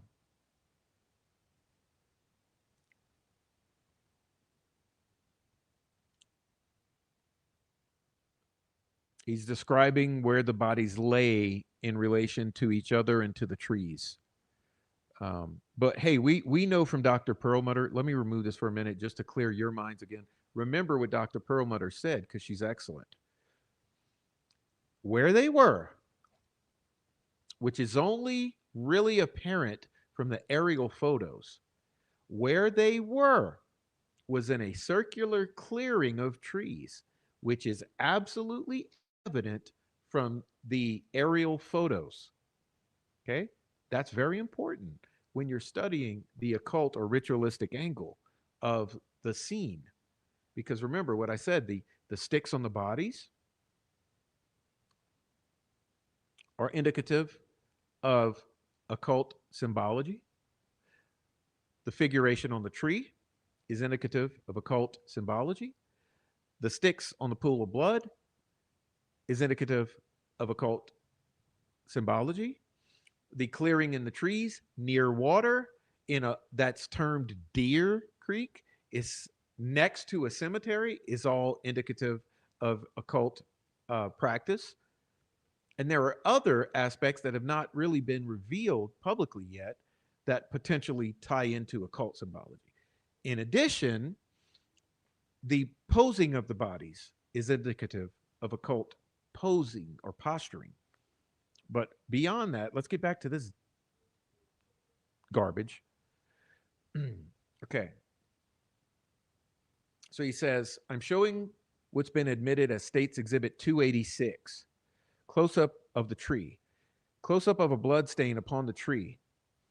Utilizing the scale, it measures approximately 1.37 inches across and 5.9 inches from top to bottom. And someone asked that recently in my chat. So I want that to be out here in your ears right now in case you were the person asking about the measurements. I believe I said 2 inches by 6. which is approximate, but it's actually 1.37 by 5.9, okay? And he goes into how saying they're designating this shape an upside down L, okay? And I want to get into his whole description of how he's now going to say that this this was farmed, okay? And he also says he uses the crystal violet to highlight where the blood is after the photographs were taken, okay? And he says, he said the hypothesis was developed that the horizontal part of the upside down L was very squared, and it was something we don't normally see with just a transfer. Yeah, you know why? Because it's not just a transfer.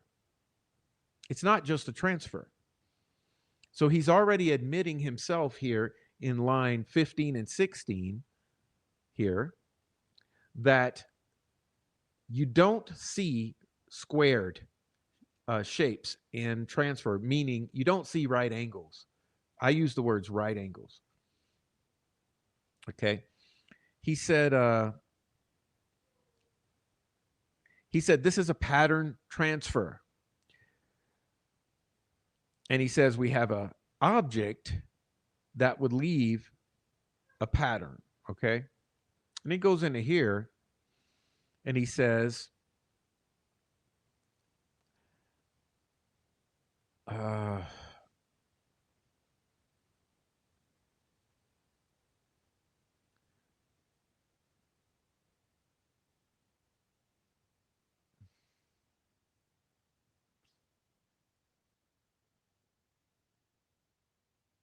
he's saying, for context, here, this is line 13.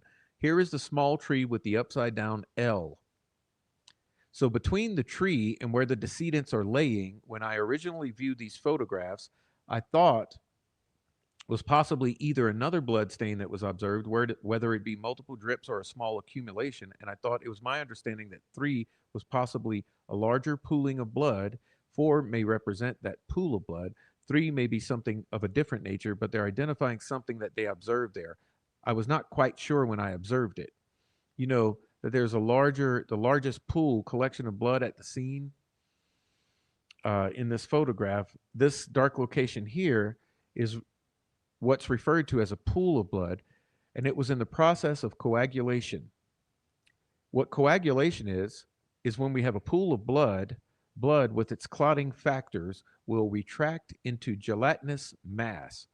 We'll see separation of serum as a result of that contraction of blood, which it could be consistent with the separation of plasma that would be more likely to soak into the ground, meaning the blood thickens. Okay. He says, I want to point out that the blood stains that were under Liberty's right leg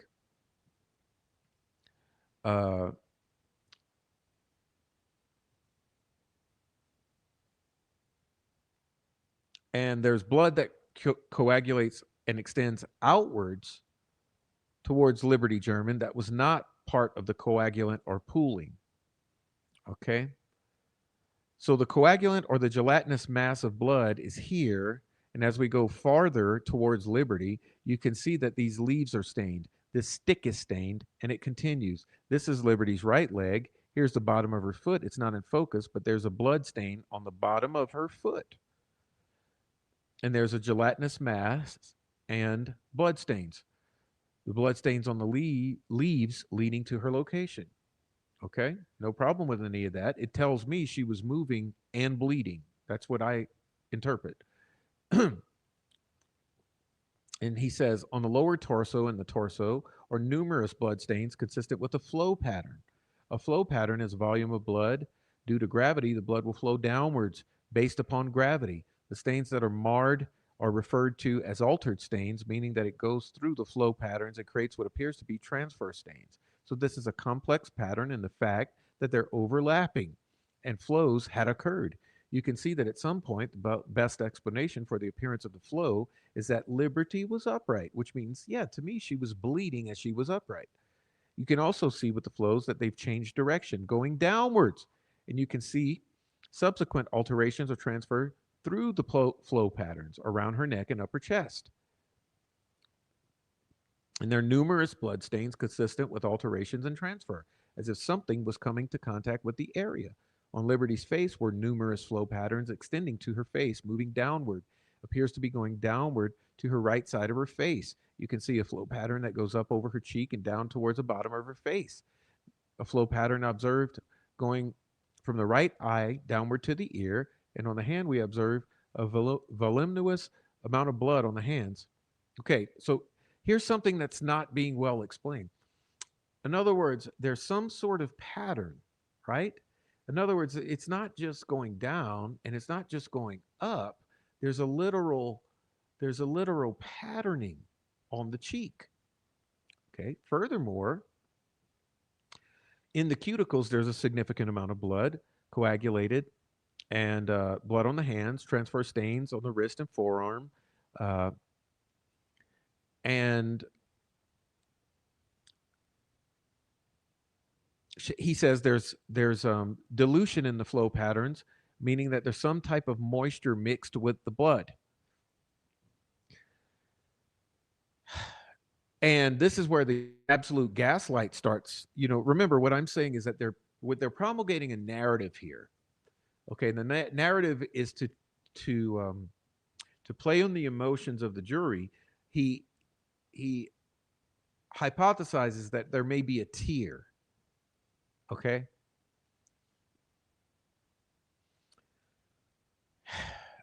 And he says that this is Liberty's right thigh. Okay, number 14, line number 14. This consists of blood stains, drips of blood with subsequent flows. The top of the right thigh. This pattern is consistent with what's referred to as projected pattern.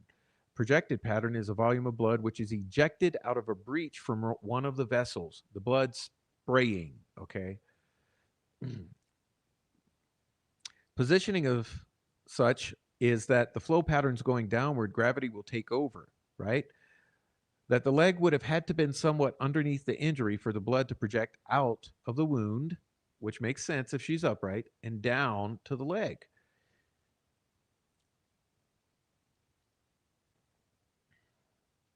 Okay, so all that, some of that is making sense. And then he says, the best explanation of this particular pattern they're discussing would be if she would have been seated at one point for the wound to be somewhat over the leg and come straight down, and then to flow while the blood was still wet. And of course, she could have been standing, okay, which is why I believe she was walking around and bleeding, possibly. Now he says, just to reinforce the fact of the projected pattern, we see individual drops and what's referred to as these scallops showing energy.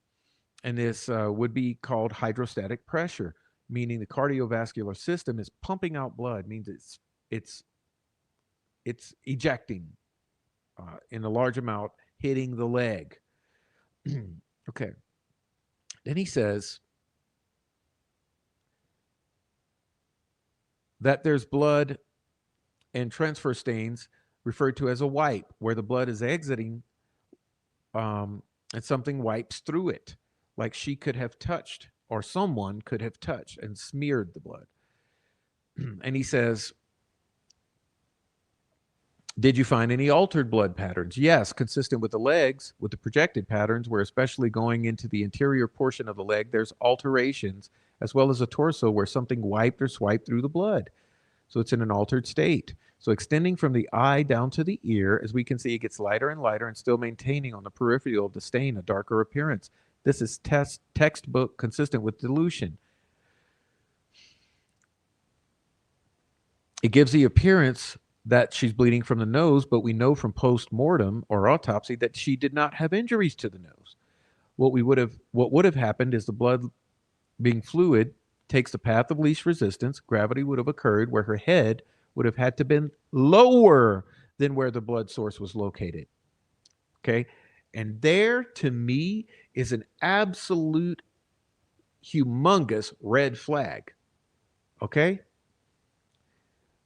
And what he begins to describe is that there's blood flow that's occurring that's from down to up, meaning the head would have had to been below the elevation of the neck.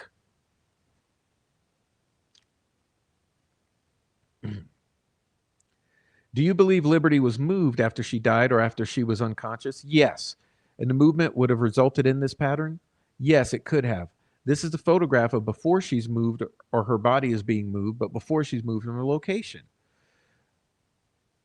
What did you find significant? Okay, along the leg, there's blood staining. There's blood staining on the leg. And this is the right leg. We observed, I've noted blood on the side underneath the interface between the ground and the leg. And along the backside. What we also see, because of the adhesive nature of blood, the leaves are sticking to the blood. Okay, and after Liberty has been moved, did you find anything significant? Yes, it was just a little bit of blood on the leaves where she was discovered. This would indicate that she's no longer bleeding, because if she was still alive and bleeding, we'd expect to see a pooling. Okay, so what did you find significant? There was, according to DNA reports and crime scene photos, this is the only area of blood for Abby. You can see that there's what appears to be a small pooling to the right of her right arm and shoulder. The injury to Abby is on the left side of the neck. And so I'll believe we'll see better photographs of the area underneath and the dark hoodie. And did you examine a multitude of photographs of the sweatshirt while it was on her body? Yes. What did you notice? I noticed, contrary to what we've observed with Liberty, there was no blood stains on Abby's hands. Likewise, many different photos of Abby at the crime scene in different views, different angles, different lighting. I could not observe any blood stains that were on the sleeves or the arms of Abby, which tells me immediately she was not alive in that sweater, reaching for the wound. Okay. And I truly do believe there's no way this has happened the way they have said. Imagine if Liberty is at some point, her head is below the rest of her body, that's immediately, okay, a red flag. Something's going on. With Abby, she's not reaching for that wound. Something's going on. Okay. Now, I'm going to keep going on because I want to get to the tree now.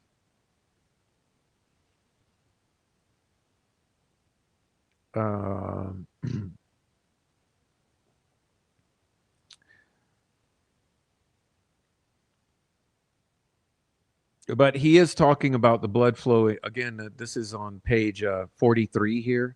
He's still talking about the blood going upwards. Okay, the blood's going upwards.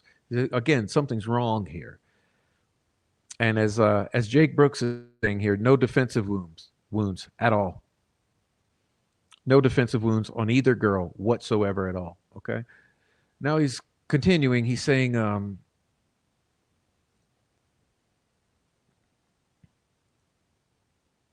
in order for these blood stains, line 23, to have occurred and the appearance of these flow patterns, it appears as though Abby's head would have had to gone back, or the blood source would have had to been above in order to create the flow. So whoa. What are you telling me? Are you telling me that both these girls had blood patterns going this direction? Meaning at some point, their bodies were in such a position that the blood was flowing upside down?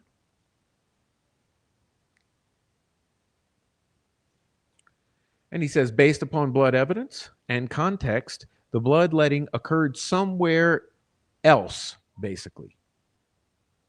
Okay, somewhere else.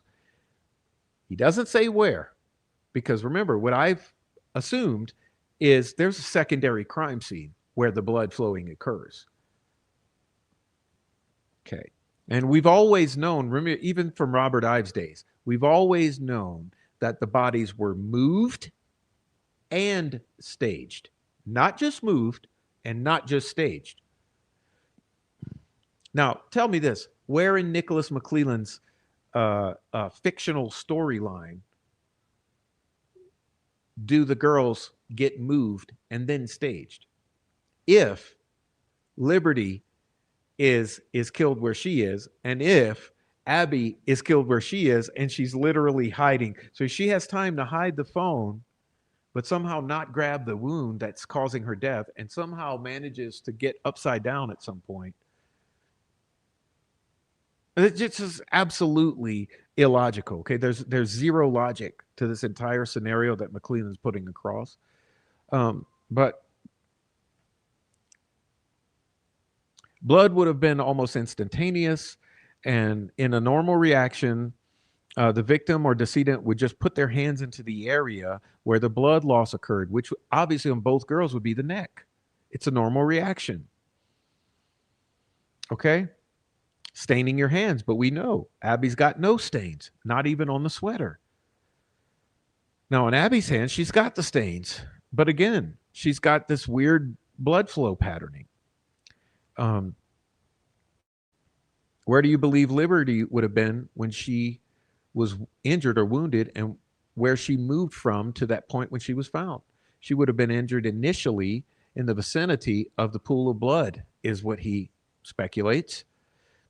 And like I said, it's my opinion that the pattern on the leaves and on her bottom of her foot suggests that she was moving, I truly do believe Liberty was alive at the crime scene and was injured at the crime scene and did move and then was further staged, okay?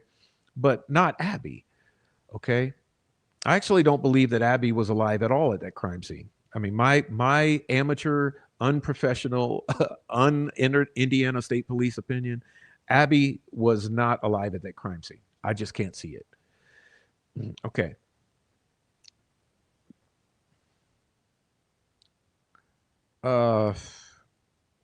He says, these subsequent blood stains that you see between the pooling and her body was the result of Liberty most likely being dragged to that location and transferring the blood. Well, where's the blood on Richard Allen's jacket then? Where's the blood on Richard Allen himself? Where's the blood in the vehicle?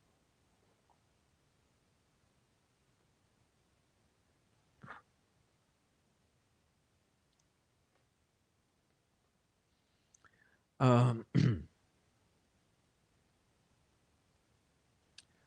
I want to get to, let's see. Same question about Abby. Where you believe she was when she was injured and where she was moved to until she succumbed. Based upon the lack of blood evidence anywhere else, it's the best explanation is that she succumbed at this location where she's observed. Yeah, but where's the blood? Where are the defensive wounds?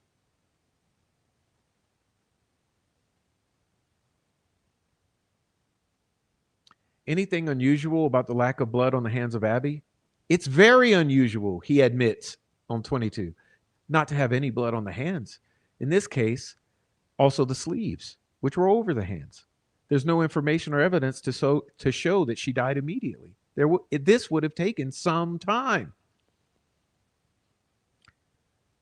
How many times have you seen in cases where there's been a serious neck injury where there's no blood on the victim's hands? I've never seen it. Line number 2. Not from an artery like that or that massive blood loss wound. They would have always had some type of transfer stains to the hands or clothing. In Abby's case, was it a vein? Yes, it was a jugular vein. What would be the explanation as to why there's no blood? Can you discern on the sleeves and the cuffs no blood on the hands of Abby? There could be multiple explanations. Yeah, no shit, Sherlock. Such as she was bound. Okay, number 9, like I said, where are the appellate attorneys in this? Are you guys working on this? She was bound, but there's no evidence of that. Pathology would be one to tell us if she's potentially unconscious or restrained. And you see what the judge does? You get what the judge does at this moment, Judge Gull? She stops this shit in its goddamn tracks. Line number 12. Will counsel approach, please? And then she blames it on the jury. We're having jurors that have having some difficulty with, you know, look, Judge Gull put the kibosh on this. She stopped it in its tracks. She didn't like this because this was not making sense. You see, he was becoming a defense witness right here. He was becoming a defense expert. She couldn't have that. Okay. But of course, we're in fantasy world here, so. Question, Major Cicero, with regard to Abby, did you consider whether she was whether the garments on her body were placed on her body after death? Yes, I was asked to do so. And now we're dealing with upper clothing, which we know was a black bra, the gray bra, the pink top, and the sweatshirt. What's your opinion about whether she was wearing those items at the time she was killed? It's my opinion, based upon my review of the clothing, that she was wearing this at the time she was killed. Why do you conclude that? And then he goes into saying that there was saturation on the inner portion of the sweatshirt.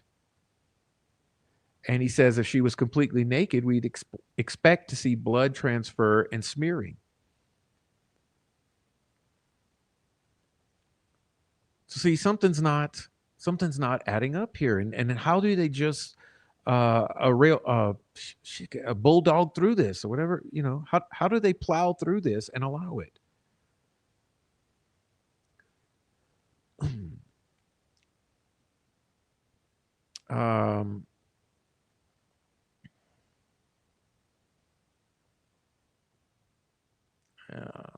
There's some more speculation, blah, blah, blah, blah, blah.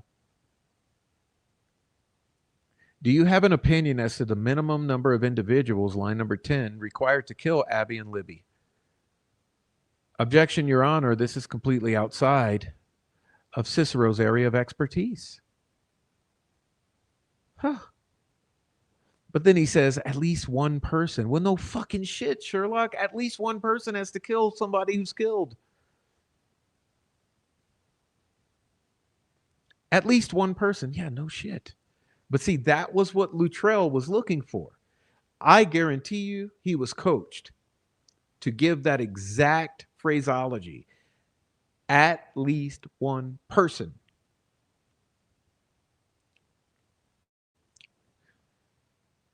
If there's no evidence they're bound, wouldn't that indicate that there has to at least be two persons? One to restrain and one to injure?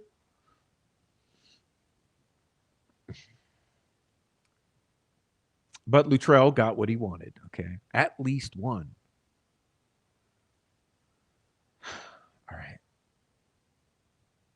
Now they're going to get into the blood stain on the tree.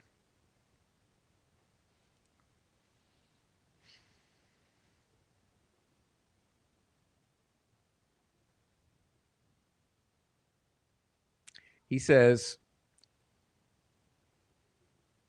she was moved to the area where she was located. Question, are you aware of Liberty German's weight? I was. I don't know it right now. I remember her height, but not her weight. Okay, 200 pounds? If that's what the report says, I would agree. Okay, I'm going to show you what was previously marked as Exhibit 36. Is it your testimony that Liberty was drugged from here to here? I believe you'd have to go lower. Are you talking about her foot? Her head is her body. Okay, there are a lot of leaves between the blood pool and her feet. There are no marks on the leaves to indicate she was drugged, correct? Well, yes, there's still leaves there, but there's also leaves on her body. Yes. Now, you said several of the flow patterns on her face were not consistent with her final resting spot, correct? Do you mean that at some point her neck was above her chin? Yes. Her head would have been back at some point based upon the prints of the flow patterns. So her torso, her neck was above her face. I would agree, yes.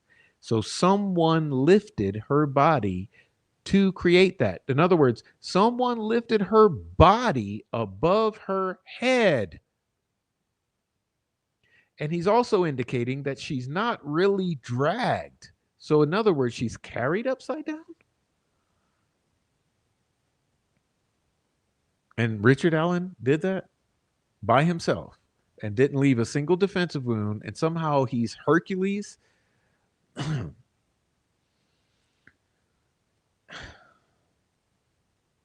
And they continue, but he says, I don't know if she was lifted or not, but yes, her positioning would have had to been her neck or her chin was lower than the actual injury, which was here. So she's upside down. There's no other way to say that. But of course, he gives the caveat, but the bodies can articulate in so many ways, it's hard to tell. Now, when you do diagrams, such as Exhibit 20, it's important to document important markings. Yes. And there are no marks, no indication that indicates drag marks. I agree. You testified that Liberty's body was moved to the other side of the tree, and that made it difficult to see across the river. Yes. Would you agree to me that the placement or the proposition that the placement of Liberty's body in terms of concealment completely depends upon the viewer's point of view? Yes. If someone wanted to conceal the bodies, there are plenty of leaves at the scene. Agreed. Plenty of sticks at the scene. I don't know about other sticks. And you've actually seen bodies in your experience that haven't even been concealed by leaves and sticks. Yes, I have. But maybe 3% of these bodies of Abby and Libby were covered by sticks. If you're looking top down, yes. Okay. If you take Abby and Libby's bodies, what percentage was covered by a stick? Very small amount, 3%.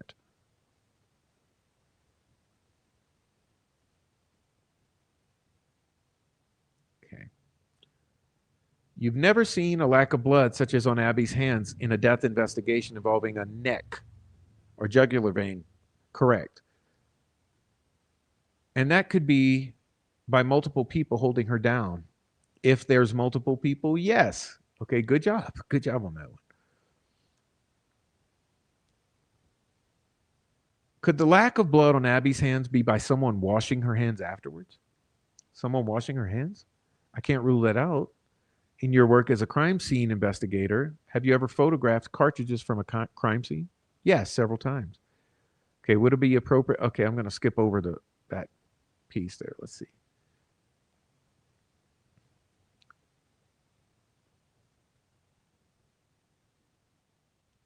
Do you believe that Liberty was dragged across a bloody pool to the site where she was found? Yes. Why? There's blood staining that extends from the coagulation to her final location. There's blood staining on the right side of her body and the bottom of her leg that would have been drugged through to create this. So yes, I didn't see drag marks, but I can state that being there at the scene was also beneficial, that there's multiple thick layers of leaf fall.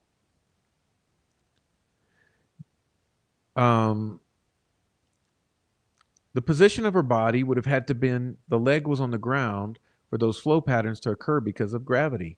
For the projected pattern to occur and with her leg behind in that position is the best explanation, as she was in a seated position when the projected pattern was ejected out of the breach in either the carotid artery or the vein. And like I said, I believe she may have also been standing, but how many times was she stabbed? I believe at least 3. If she were in a sitting position and her head was pulled back or went backwards, would that put her in a position to where the level of the neck was above her face? If she's in a sitting position and her head went backwards, could that head go backwards to where her face was below her neck? I believe it all depends on the topography of the land for that bullshit. The best explanation is the moment when the body is dragged, it would automatically pull up the upper. So they're trying to explain the fact that she's upside down at some point. Okay. But again, how does Richard Allen drag a 200-pound body almost completely upside down?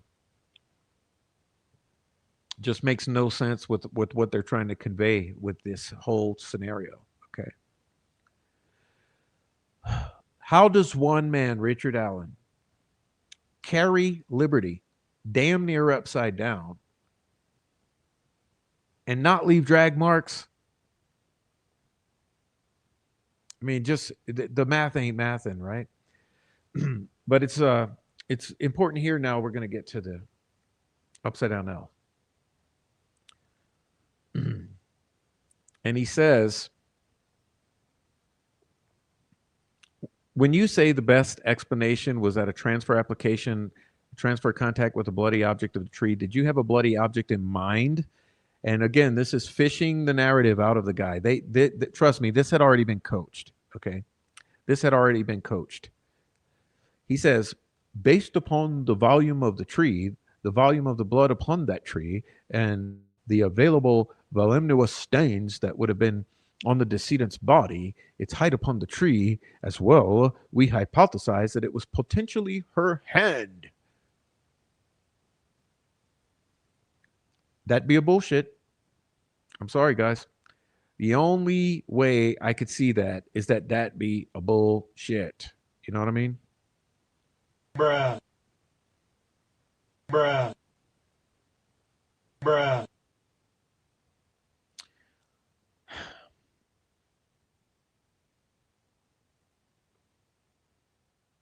In your opinion, do these injuries to Liberty's neck, did they have to be inflicted at the same time, or could they have been inflicted at different times?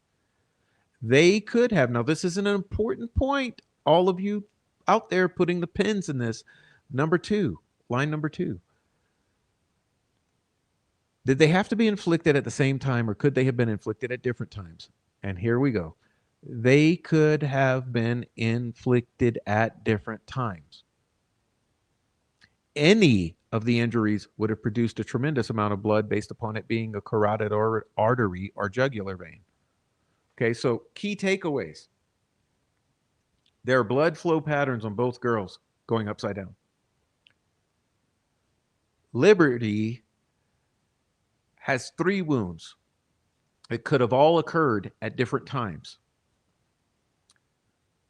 Liberty is somehow moved. No defensive wounds, no drag marks. Abigail, no blood on the sleeve, no blood on the fingers, not much blood under her body. He's proposing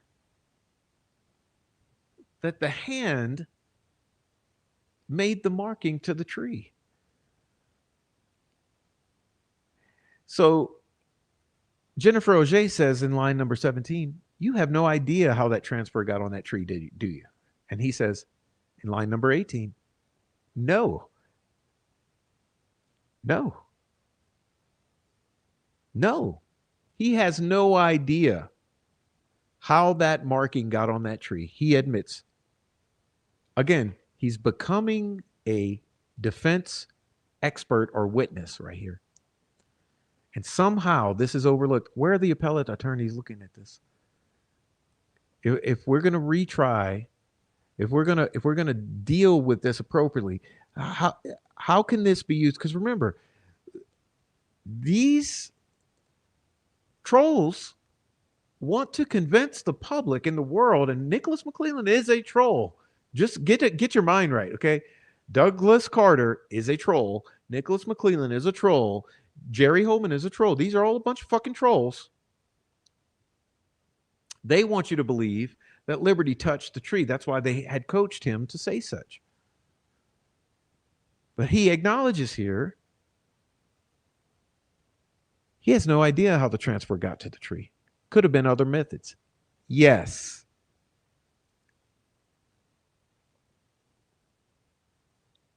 Okay? This is why I say that be a bullshit. Because I've shown you so many times. I've shown you those markings on the tree. I've shown you the F tree. I don't think it's an F, okay? But I've shown you the tree so many times.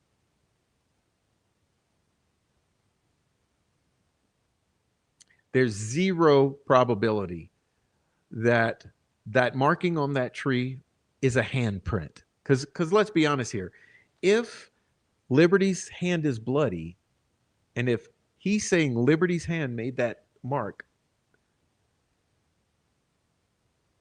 have you seen the mark? I mean, have you seen the marking?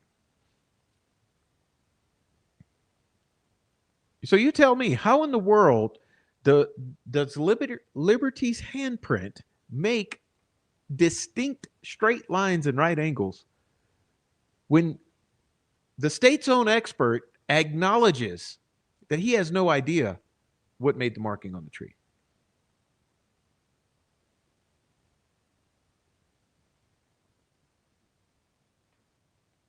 I mean, because this is major. Like I said last night in my show, I said that the state had to push this narrative that it's her hand that makes the marking on the tree. Because otherwise, how the fuck do you explain that marking on the tree? What kind of logic would have Richard Allen painting that marking in Liberty's blood? There's zero scenario I can imagine that Rick Allen would want to dip his hand in Liberty's blood and go paint a marking on a tree with two right angles and two straight lines, 6 inches by 2 inches.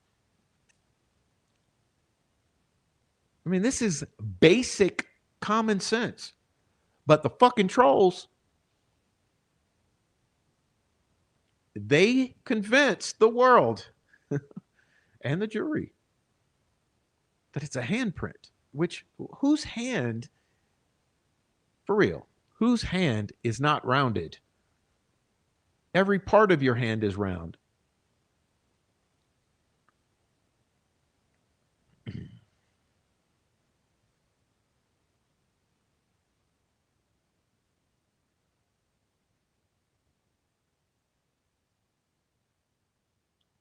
mean, this is just, okay, like I'm saying, I'm beating up, this is our Friday night fights. I'm beating up Patrick Cicero because this is just unbelievable, right? This is absolutely unbelievable. You've got a young girl who's left a huge amount of blood in one spot. She's found in another spot, posed.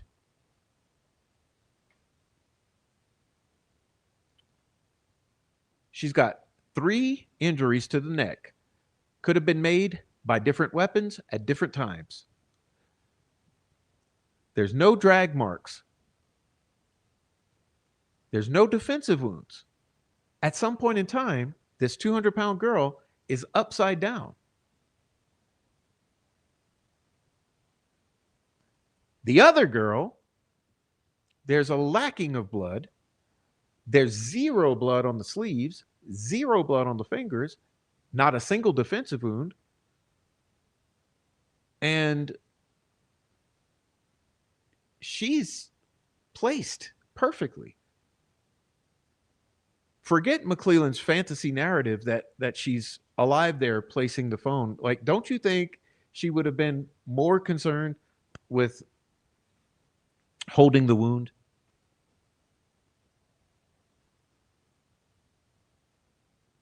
I mean, look, what's your first instinct? You get cut. Grab the wound. You get stabbed in the neck. Grab the wound. So he acknowledges that she could have been bound, but there's no evidence of binding. I mean, we've heard rumors that there's evidence of handcuffs. You know, of course, Troll Farm wants to forget about that too. The trolls working for the prosecution in the state of Indiana, they want you to forget about that. We've heard these statements that there are marks on the wrist indicative of a pair of handcuffs binding both girls together, one on each wrist. I mean, one wrist of each girl, the girls being possibly bound together by a single pair of handcuffs. We've heard that. But there's just so many questions. There are so many questions. And to take the 30,000 foot view again, you look at the entire scenario. Someone explained to me this one. Since whenever do you have both girls nude at some point, and then the one girl dressed and immaculately clean?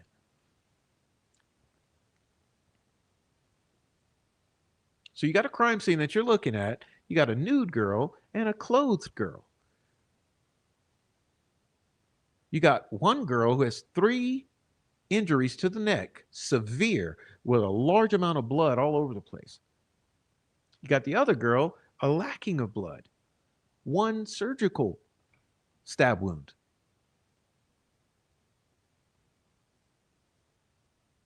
They are both obviously posed. Like I say again, remember Robert Ives. They are moved and staged. Okay, so they're moved. Remember, both girls have blood patterns that flow upwards. They're both staged. I mean, it's very obvious. You got the magician and the hangman. It's absolutely obvious. Anyone who's seen those crime scene photos, you absolutely know Liberty is staged that way. That's not by chance that that arm is elevated like that, reaching towards a tree. There's a damn near entire tree on her left arm. So how do you explain that crime scene? And then add to that, sprinkle on the seasoning of the stick figurations having the appearance of bind runes.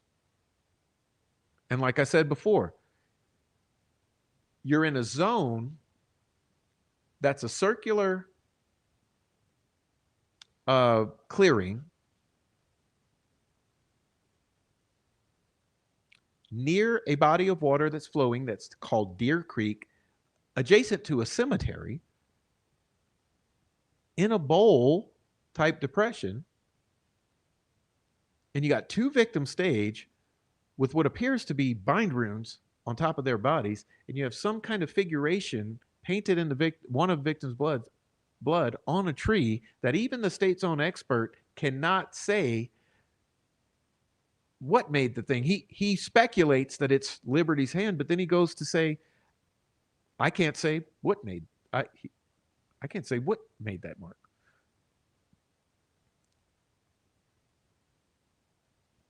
But you got a prosecutor and an entire troll farm. Like I said, you got 50 people on the internet pushing this fucking narrative, including a bunch of podcasters and YouTubers.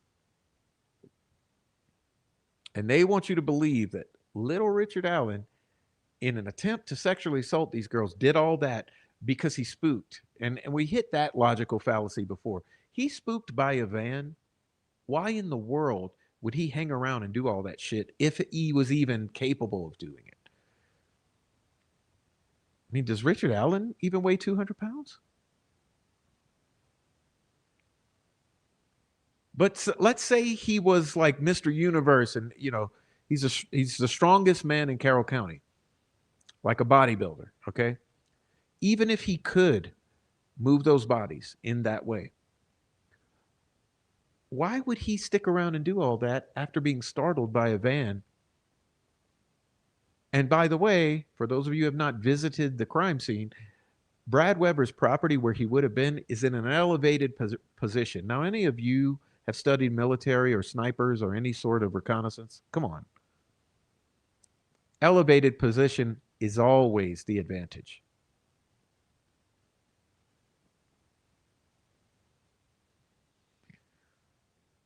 So how is it? Okay, so how is it that he's spooked by a van that's in an elevated position, yet he sticks around, and even if he's like Mr. Universe and Mr. Strongman, he can carry Liberty's 200-pound body, dead weight. Why would he stick around and do all that? And like I said, why would Abby stick that phone under her body, as McLeland tried to insinuate or tried to claim?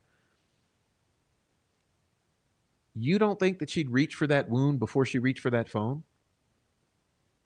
I mean,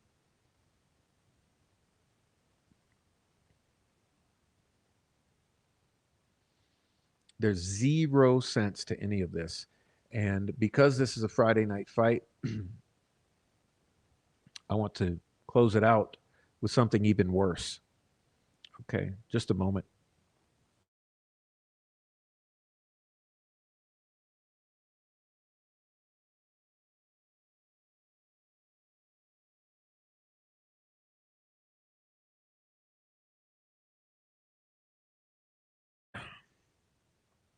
I want to pull this up here.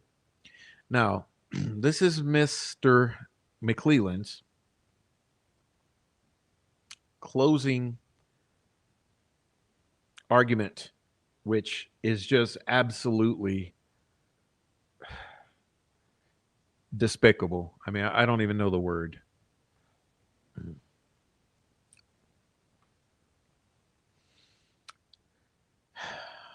Okay, guys, I'll ignore the chat for a minute so I can get through this because this right here is literally hurts my brain. Okay, let's see. He says, ladies and gentlemen, February 13th, 2017 is a day that this community will never forget. It's the day that Abby and Libby went to the trails for a walk and never returned. The day that both of them were murdered by Richard Allen. Oh, how do you know? Okay.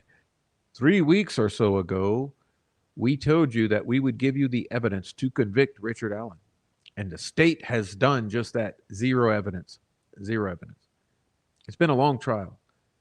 And so I want to go over a few of those pieces of evidence with you today. All right? Get your pens out because we're going to put some pins in this. This all started on February 13th of 2017 in this fantasy fictional narrative scenario.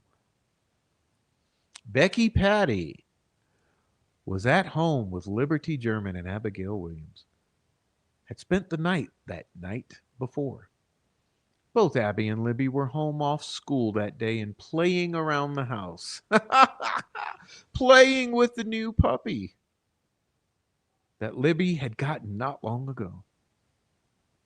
Abby and Libby had the idea to go to the trails. They asked their grandma, Becky, if they could go, and Kelsey offered to give them a ride. Last thing that Liberty said to Becky was, Gamma, it'll be okay. And they headed to the trail. On the way to the trail, they're on Snapchat. Liberty was posting pictures. The plan was for them to go to the trail and then for their Liberty's dad, Derek, to pick them up later that day. Kelsey dropped them off about 1:48 p.m. We can tell that from the phone data that Liberty German's phone is unplugged at about 1:48, and shortly after she's dropped off at the trail. Around 3 p.m. that afternoon, Derek arrives at the trail to pick up the girls, but he can't find them. He walks the trails. He goes to the Monon High Bridge. He calls Liberty German's phone several times. Can't find the girls. At 3:30, Derek calls Becky, and he tells her that he can't find the girls and the families get involved in the search. Anna Williams is contacted. No one can find the girls. Sometimes after 5, the family calls law enforcement to report the girls missing.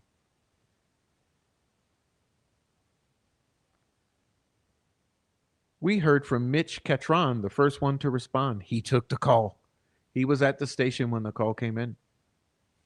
He goes to 625 and proceeds down the private drive to look for the girls around the Monon High Bridge. He continues down the drive and goes to Brad Weber's house and speaks to Brad Weber. Brad Weber says, yeah, look around my property. Look all you want, no problem. Oh, this explicates Brad Weber. This makes him a nice guy. You see the narrative pushing here is it's just like vomitous. It's unbelievable. He gives a switch. A quick search around the property, but finds nothing. Other law enforcement join in. The fire department joins in. Family members, community members join in for the search. And the search goes till 2 a.m., at which time horrific screams are heard that the law enforcement decides not to pay attention to. And then one of the girls is murdered who heard those screams. But ignore that. And you heard from several of these searchers and law enforcement officers that at this point, no one is looking for 2 dead bodies. They're looking for 2 girls. No one thought anything bad happened to Abigail Williams and Liberty German. That doesn't happen around here. It's a small community. These things don't happen.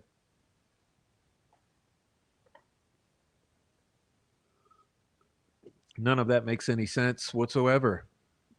Why would you call off a search if you think your girls are alive out there in the middle of the night on a freezing night in February, Indiana winter? Okay.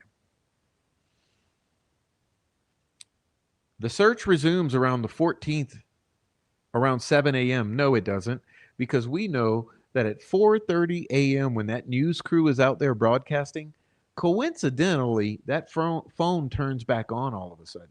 We remember that as well. But of course, jury's not supposed to know that. And it continues around noon.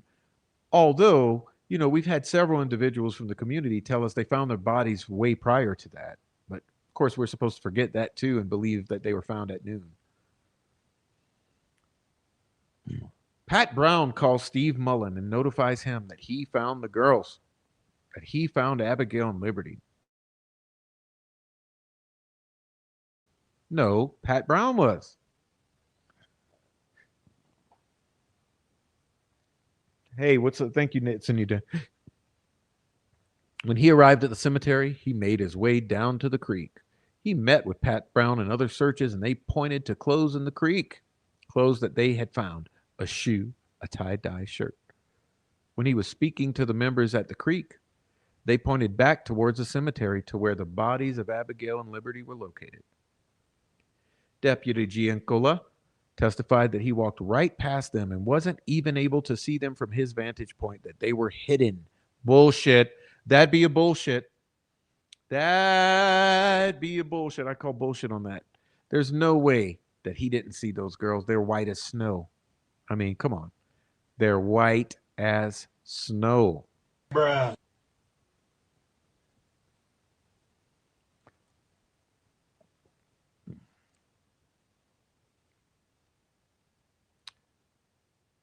He walked to where the bodies were and secured the scene.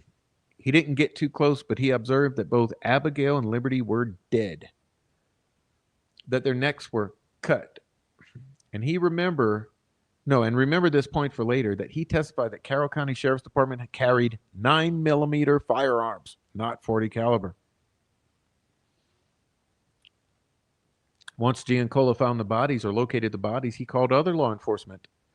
Crime scene technicians arrived and they started to process the scene. They started to document the scene. They started to take pictures. They started to collect evidence. Now these next pictures are hard to see. And this is where he traumatizes the jury by showing him the absolute worst photos that exist of their bodies.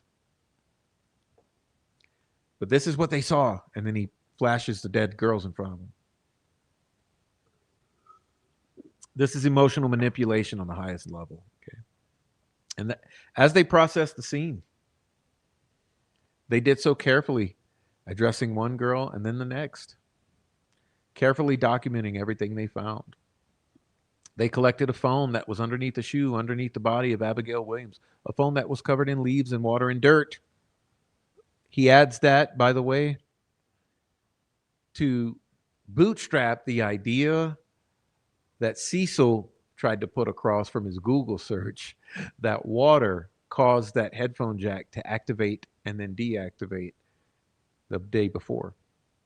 They also collected a bullet found between Abby and Libby. The phone was immediately taken and processed. The information from the phone was extracted. From the phone, they found a video. The last video on the camera roll.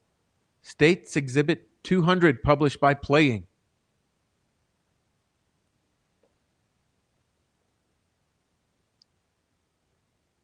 We were able to determine from the download of the phone that the video was taken at 2:13 p.m. on February 13th, 2017. The video shows the moment that Abigail and Liberty were kidnapped, the moment they were forced down the hill by the guy in the video, Bridge Guy. You can hear the fear in their voice, see the fear in Abigail Williams' face. No, you can't. I don't see fear. I don't hear fear. He forced them down the hill with a gun. How do you know that? How do you know that anyone forced him down the hill with a gun? Because, oddly enough, I don't hear that be a gun, because that be a gun is not what is said. What is said is that we go down. Furthermore, I don't hear a gun racking. I hear a twig snapping under the feet of one person in the video. But here's the fairy tale narrative. He forced them down the hill with a gun he used to intimidate them, to scare them into doing what he wanted them to do. He used them to let them know that if they didn't comply, he was going to use that gun. You hear in the video, guys, the racking of a gun down the hill. We know there's a gun involved from the girl's own words. That be a gun. How can this be allowed to stand, y'all? How can it be allowed to stand? This is a prosecutor straight up lying to the jury, just like the law enforcement, the state police officer did. And I think Sheriff Liggett. Guys, the racking of a gun down the hill. We know there's a gun involved from the girl's own words. That be a gun. Bullshit. Fiction. It's unbelievable. How is this allowed in the United States of America in 2025, 2024? We also know there's a .40 caliber bullet found at the crime scene between the bodies of the girls.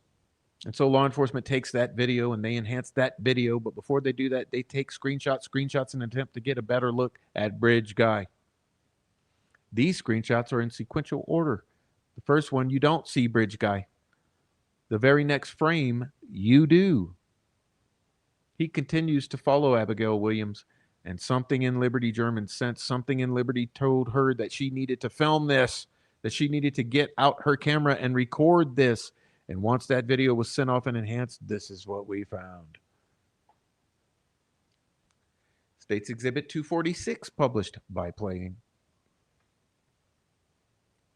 Mr. McLeland, the enhanced video gives you a better image of what Liberty German recorded. The fact that Abigail Williams was being followed by Bridge Guy, the fact that he told them to go down the hill, the fear in Abigail Williams and Liberty German's voice, the fear in Abigail Williams' face, and so law enforcement began to interview people that were on the trail that day. They talked to Rayleigh Voorhees and Bree Wilbur, heard from Bree Wilbur that when she came onto the trail, she began at Freedom Bridge, and she took the picture there at 12:25 p.m., meaning she's telling the truth. That's when they got on the trail, and they walked on the trail towards Monon High Bridge, and when they got to the Monon High Bridge, it was around 12:43 p.m. She took a picture when she got there. And then they turned around and walked back towards Freedom Bridge. As they did, they talked, they took pictures, and near the end of their journey, they took a picture of the bench, or at the bench at 1:26 p.m. Remember how I said I believed that all of these digital data points were going to be used to build a timeline, to build credibility, to build this narrative, and this is exactly what he's doing here. Exactly. After that picture, Bree Wilbur testifies that she sees a man on the trail. You heard from Rayleigh Voorhees and Bree Wilbur. They both see the same man. They describe him as a creepy guy. He looked angry. He didn't respond or make eye contact like he was walking with a purpose. Yeah, but they also said he was fucking humongous. Very tall and muscular. We then heard from Betsy Blair. She was walking on the trail that day and she had a Fitbit on. Once again, this digital shit is being brought in to try to solidify their story. And she told you that she went on the trail once, left to use the restroom, came back, walked to the Monon High Bridge, and when she got there, she noticed a man on the first platform of the bridge. That'd be a bullshit. And remember, this is the one who's responsible for that young guy sketch that they suddenly threw in our faces in 2019, inexplicably.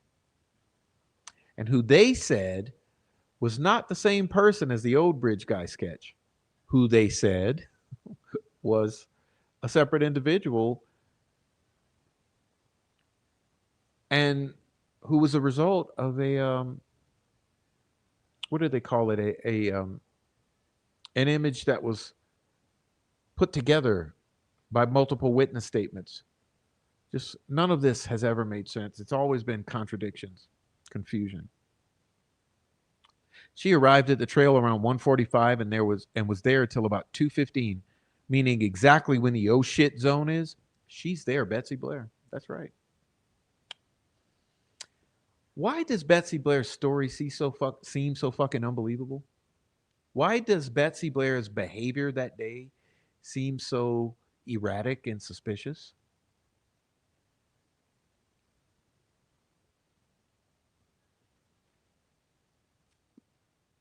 She arrived around 2 o'clock. She testified she entered through the Mears entrance and went right to the Monon High Bridge. And again, as she gets there, she sees a man on the bridge on the first platform. She testified that he seemed to be watching for someone. Yeah, she also said he was about 20 years old and with poofy hair and beautiful fucking sparkly eyes and a youthful appearance. And he's like fucking Prince Charming. And she turns around. Like, for some reason, she goes there just to witness this guy. After going somewhere else to use the restroom, she just magically just hurries her ass up, gets to that bridge, takes a picture, or whatever, sees the guy, blah, blah, blah, blah, blah, and then gets the fuck out of there. Why? And as she walks back, she passes Abigail and Liberty. No. That's another elaboration. She never said, she positively identified that she saw Abigail and Liberty. That's another liberty he's taking with this fucking narrative.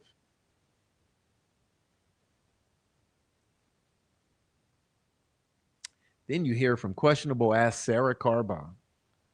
She was driving on 300 North at around 4 p.m. She sees a guy walking down the side of the road who was muddy and bloody, looking like he had just slaughtered a pig. He avoids eye contact, his head's down, his hands are in his pockets. All the people interviewed that you heard from give a little bit of different description of who they saw. Yeah, because they all saw different people. But they are adamant that the person they saw was Bridge Guy. Bridge Guy from the video of Liberty's phone. There's no doubt in their mind, Bridge Guy who kidnapped Abby and Libby. Yeah, well, if that's true, McLeland, how in the hell does Richard Allen not leave any blood in his car? It just, how is he not captured on the Harvestor video? And how does he not leave any blood evidence in his car?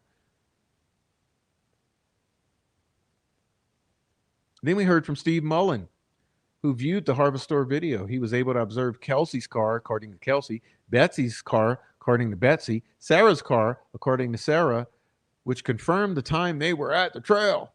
Kelsey German passes the Harvestor headed towards the Mears entrance at 1:49 p.m. Betsy Blair is heading back to the trails for a second trip at 1:46, and then she's leaving at 2:18. And then Sarah Carbaugh's vehicle was seen at 3:56. Bullshit. This video confirmed the times that those witnesses testified about when they were at the trail, when they saw Bridge Guy. The phone they found at the scene was then further examined by First Sergeant Christopher Cecil. He did an extraction of the phone and a full analysis of what he found. He was able to locate health app data, Snapchat information, location data, more information about the video. And from this information, we know that Abigail and Liberty got to the trail around 1:48 p.m. And we know from each time that Liberty German logs onto Snapchat that it gives a GPS location of where she's at. And First Sergeant Cecil testifies that they will track that as they go down the trail towards the Monon High Bridge. And health app data confirms that there's movement, that they're moving as they get to the trails. He then analyzes the video. We know from the video again that it was taken at 2:13 on February 13th. 2:13 on 2:13.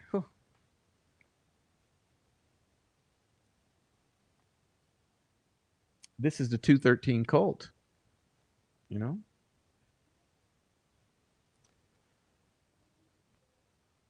And he talks about the GPS location of that video. And it shows that it's at the Monon High Bridge. Yeah, but it also shows that it jumps over to the high school or something like that for some fucking reason. It's all kind of shit with that phone.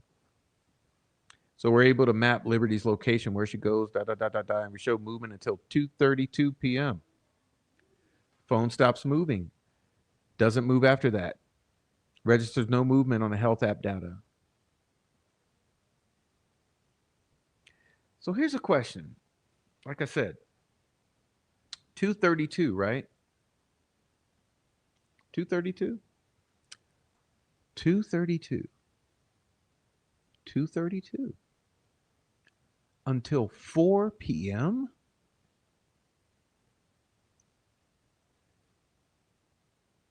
But Richard Allen is spooked by a van?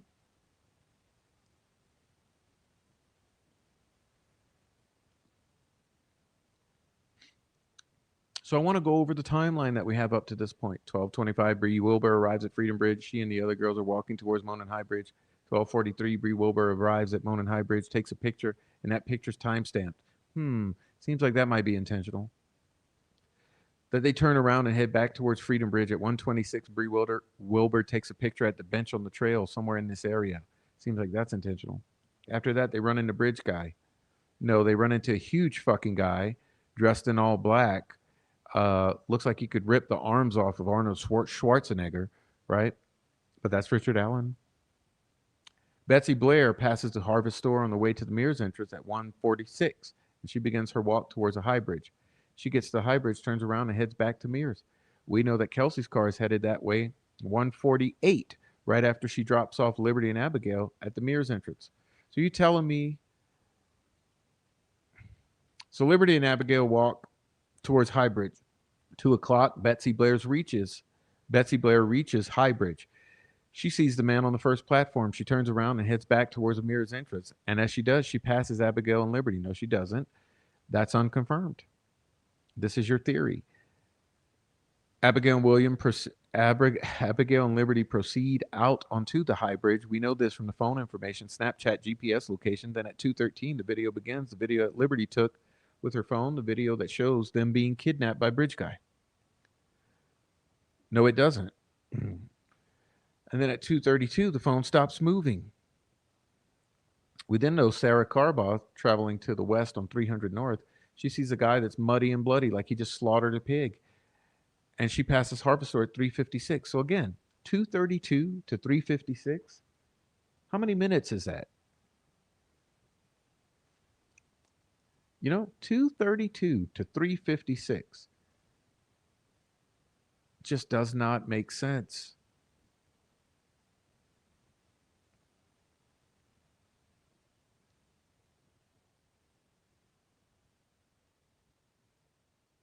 So at this point, we know that Bridge Guy, the Bridge Guy's the guy on the video that Liberty took, and he's the one who kidnapped Abigail and Liberty. Well, I didn't see that. I heard someone say, "Guys, down the hill." Who knows who that is and what that was? And after that, they're dead. Well, we don't know that because we know this. They never found those fucking bodies. As close as they were to that trail, they never found those bodies. Even in the hours and hours and hours of daylight they had the next morning. So first of all, you had hours of daylight after 3:56 p.m., right? You had hours of daylight after 3:56 p.m. Then you had hours of daylight in the morning. And let us not forget, you have the entire overnight time period. Nobody finds the girls until noon?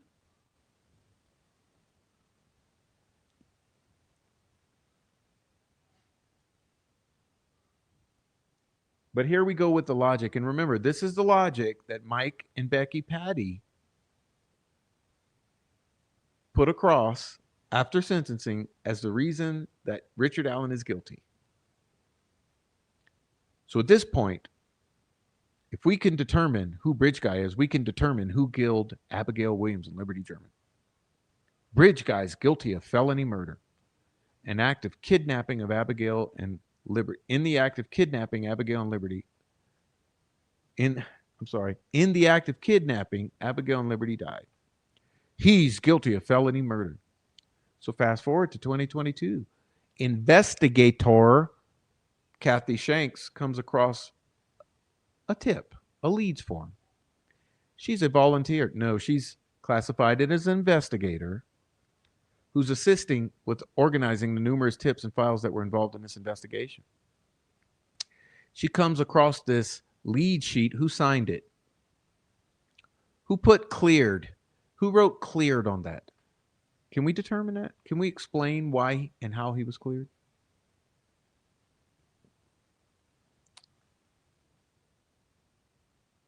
She comes across this miraculous lead sheet from Dan Doolin, and it sticks out to her because she's just an amazing grandmother who cooks well.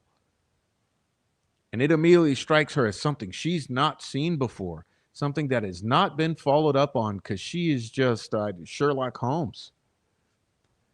She found a lead sheet about a man who was on the trail on February 13th between 1:30 and 3:30, and that man had run into the girls on the trail, Bree Wilbur and Rayleigh Voorhees. Kathy immediately took this tip to Tony Liggett. This tip stuck out to Tony Liggett because he knew that the girls had run into the bridge guy, and if we could find bridge guy, we could find the killer, and all the indications pointed to this being bridge guy. So Tony Liggett got with Steve Mullen. See, this is telling you the truth now. Who set this guy up? Kathy Shank, Tony Liggett, Steve Mullen. So Tony Liggett got with Steve Mullen and began to follow up on this tip. This tip identified the man who was on the trail February 13th, 1:30, 3:30 as Richard Allen. So they tried to verify information. They called in Dan Doolin. They took his reports. He typed up a narrative for him that he had found that day. He downloaded a BMV picture of Richard Allen. Steve Mullen went to the Harvest store. The information he found in the BMV that Richard Allen owned a 2016 black Ford Focus. And from your questions, we were able to determine that this is the only 2016 black Ford Focus registered in Carroll County in 2016 and 2017. So Steve Mullen goes to the Harvest store video and he finds a car that matched the description of the car owned by Richard Allen. Tony Liggett goes to CBS where Richard Allen works and he takes pictures of the car and they compare those pictures to what they find on the Harvest store. And Steve Mullen testified that one clue he was able to recognize is the wheels on the car, the fact that the light is emitted through the wheels on the car. And he testified this car matches the description of Richard Allen's 2016 black Ford Focus. I mean, why even put all this in here? All this shit's unnecessary. This is stacking the deck, which is what they've done this entire deal since Richard Allen's arrest, right? What they've done is stack the deck. The timestamp on this Harvest store video, 1:27 p.m., falls in line with what Richard Allen told Dan Doolin in 2017. He got to the trails around 1:30, so October 13th of 2022, Steve Mullen, Tony Liggett called Richard Allen in for an interview. No, they called him in to fuck him over and arrest him. You got to see the interview, and you got to see it for yourself. Richard Allen confirms on that day that he was wearing the same clothes that Bridge Guy was wearing on February. No, he wasn't, because that jacket did not exist. And the jacket the Bridge Guy was wearing was not a Carhartt. And the jacket Richard Allen owned had no DNA and no blood and no blood stains and no evidence whatsoever tying that jacket to the crime. Stacking the deck further.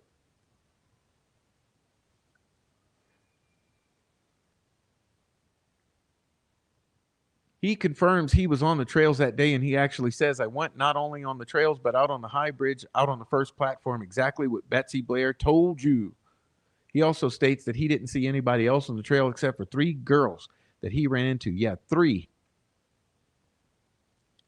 3. He didn't see any other males. Didn't see any other group of girls, just those 3 girls. Now, in this interview, he did change his time. Instead of 1:30 to 3:30, he changed it from 12:30 to 1:30. And he's cooperating. And this, as the interview goes on, he becomes more aggressive. He becomes hostile. No, he doesn't become hostile. Like, this is, again, it's just like putting him in that jumper and the cuffs with the shock collar, the leash, the vest, whatever you want to fucking call it. He's walked around by like fucking 5 big ass dudes. Like, he's made to look like an absolute monster for public relations purposes. Don't you understand how this works?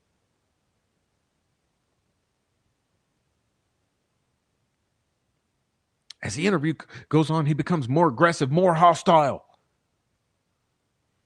As the investigators start to confront him with evidence, he becomes angry. He refuses to let them search his phone.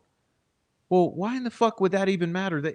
That's not the same phone he would have owned in 2017. You see what I mean? He refuses to let them search his house. No fucking. Would you? Who's going to let any cop search their house without a search warrant in 2024, 2025, or 2023, or 2022, or any in the modern era?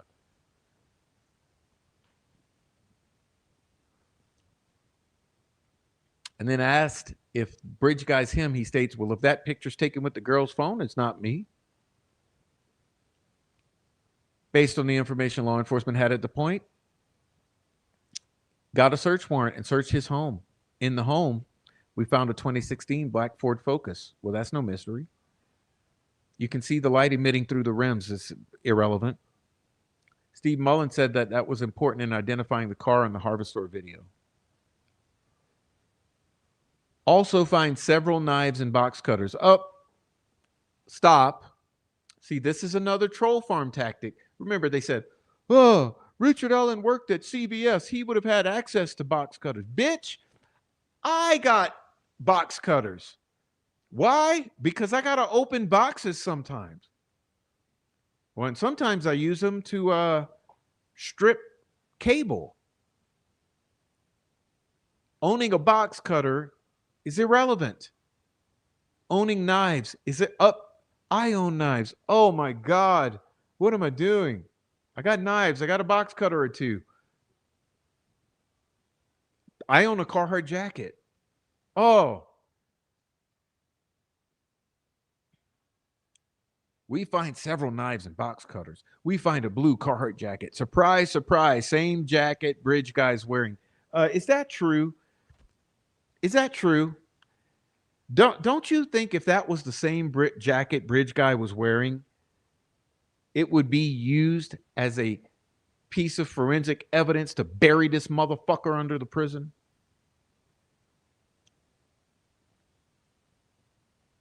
This is called stacking the deck. Same surprise, little smart ass bitch. Find a blue Carhartt jacket. Surprise, surprise. Same jacket Bridge Guy is wearing, which is what the fucking troll farm ran around YouTube saying for a year. Find various cell phones. Oh, double murderer there. Who doesn't own various cell phones? Find a Hope box with a .40 caliber planted Winchester bullet in it. Again, same brand and caliber found at the crime scene between the two girls in a Hope box filled with memories, mementos, pictures, keepsakes. Also find a .40 caliber Sig Sauer firearm, same caliber as the bullet found at the crime scene between the two girls. But did you mention Ron Logan or Brad Weber or anyone else in the fucking area who might own a .40 caliber Smith & Wesson or Sig Sauer? And this is where he actually gets comical. Like, this shit actually goes to Twilight Zone Circus World. This is Clown World shit. The Bridge Guy starter kit. I'm not making this shit up. Look at the screen. I'm reading it. The Bridge Guy starter kit. Blue Carhartt jacket. .40 caliber Winchester round in the Hope box. .40 caliber Sig Sauer gun. Now, Richard Allen did have other .40 caliber ammunition in his house, but that brand was Blazer. The only Winchester Smith & Wesson Winchester round he had in his house was in a Hope box with other mementos and keepsakes. Again, the same brand and caliber of the round found at the crime scene. Also found pictures where he often visited the Monon High Bridge. Well, that would mean it's not unusual for him to be there. He's familiar with the area, visited oftentimes with his family. How many people in Carroll County or in Indiana, period, have visited the High Bridge? Oh, I visited the High Bridge. Oh, no. Oh, my. Oh, my. Let's see. I own box cutters. Yeah, check. I own knives. Check. I own several phones. Check. I own a Carhartt jacket. Check. Oh, man. I own .40 caliber ammunition. Check. I've been to the High Bridge. Check. The Prof is Bridge Guy. The Prof Rich guy starter kit.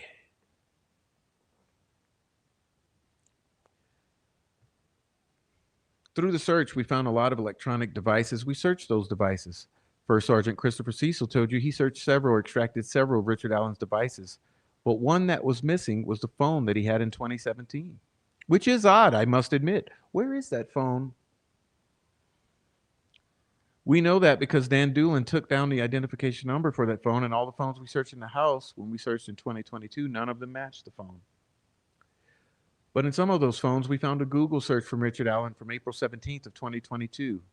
He searches Delphi, Indiana news at 10:47 p.m. And immediately after that, he searched, should I die now, should I die now, and again, should I die now? The gun is sent to the lab to be tested. It's tested by Melissa Oberg. Okay. I must admit, I've never searched, should I die now? That's a very odd thing to search. But I also don't suffer from depression. Searching Delphi, Indiana news. Oh my God, Jesus. Do you know how many times the Prof has searched Delphi or Delphi murders or Delphi, Indiana news or Abby and Libby or Delphi murders? I mean, oh my God, I've probably got 10,000 searches that say Delphi in my computer, in my Google searches.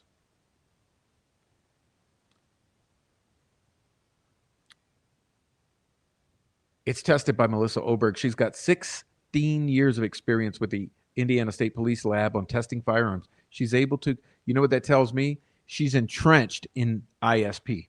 Okay, that's what tells me that she owes her life to ISP because she's been on salary for fucking 16 years from ISP. Do you think she's not going to do anything she can for ISP? I mean, this is her career. She's retiring off of ISP, guys. Her house bought by ISP, her car bought by ISP, the clothing she wears, ISP, the toilet paper she wipes her ass with, ISP. She's able to conclude that the bullet found at the scene between the two girls was cycled through Richard Allen's .40 caliber Sig Sauer, that the ejector marks, the extractor marks, and the chamber face all match Richard Allen's gun, that the bullet from the crime scene came from Richard Allen's gun, but she's not able to exclude any other .40 caliber Sig Sauer, but I'll leave that part out. Now, through the investigation, she examined all types of guns. She testified about that, and she was not able to conclude that the bullet found at the scene was cycled through any of those guns except Richard Allen's gun, but she also was not able to exclude them either. Oh, and her results were verified 3 times by her boss, who's the former president of AFTE. We've heard a lot about AFTE. One more thing, she testified in her career that she'd never been wrong.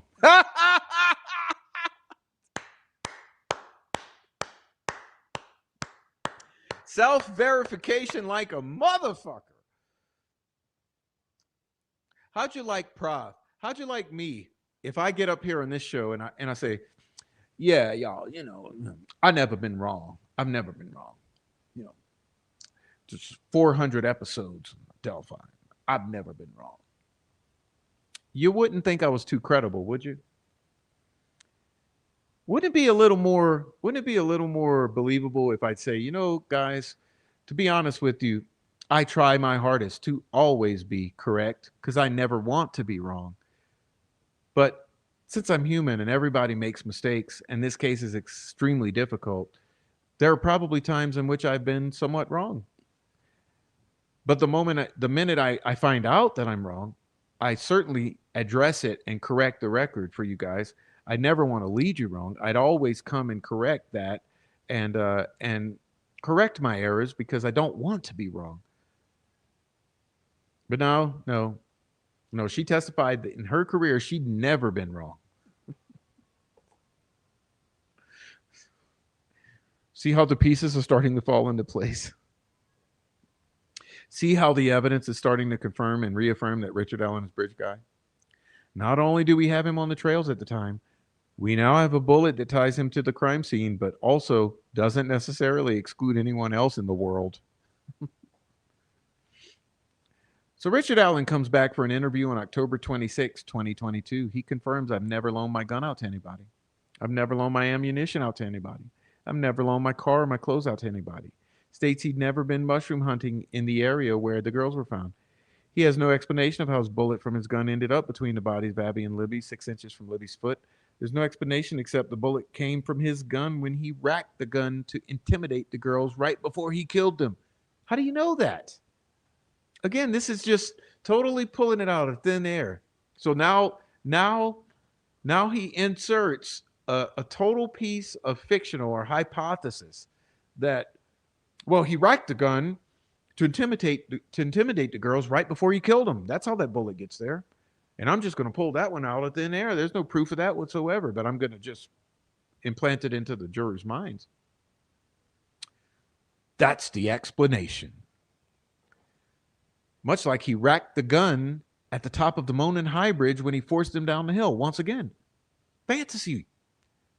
There's no proof of that. That's a sound of a twig snapping on the audio. It's not a sound of a gun rack. I know what a gun racking sounds like. It'd be much louder. In other words, the amplitude would be much louder. It'd sound like steel, not like a twig snapping. But here we go again with the further stacking of the deck and hypothesizing a fictional narrative. He was using the gun as a way to force the girls to comply with what he wanted them to do. He was using that power over the girls. And you saw as he was confronted with these things, he became angrier and angrier. Yeah, it's more like indignant. He didn't become angry. He became more and more indignant at the accusations that he's a double child murderer. And then with his wife brought in, you saw the interaction with him and his wife. You saw how he tried to manipulate her. You know, I didn't do this. He tried to convince her. I didn't see that. And at the end of the interview, he's arrested. Yeah, no, let's remember, this show is called something about Jerry Doughboy Holman, right? Remember, Jerry Holman was an absolute maniac in that interview. And besides, have you noticed that there's a few seconds spliced out of that footage? Because the footage we did get, Jerry Holman is behaving as an absolute fucking unhinged maniac, screaming at the top of his lung, slamming the door, ordering this guy's wife around. So on top of using the Reed technique, he's absolutely fucking unhinged, screaming and yelling like a maniac. And there's something cut out of that footage. Did he get even more unhinged than we've already seen?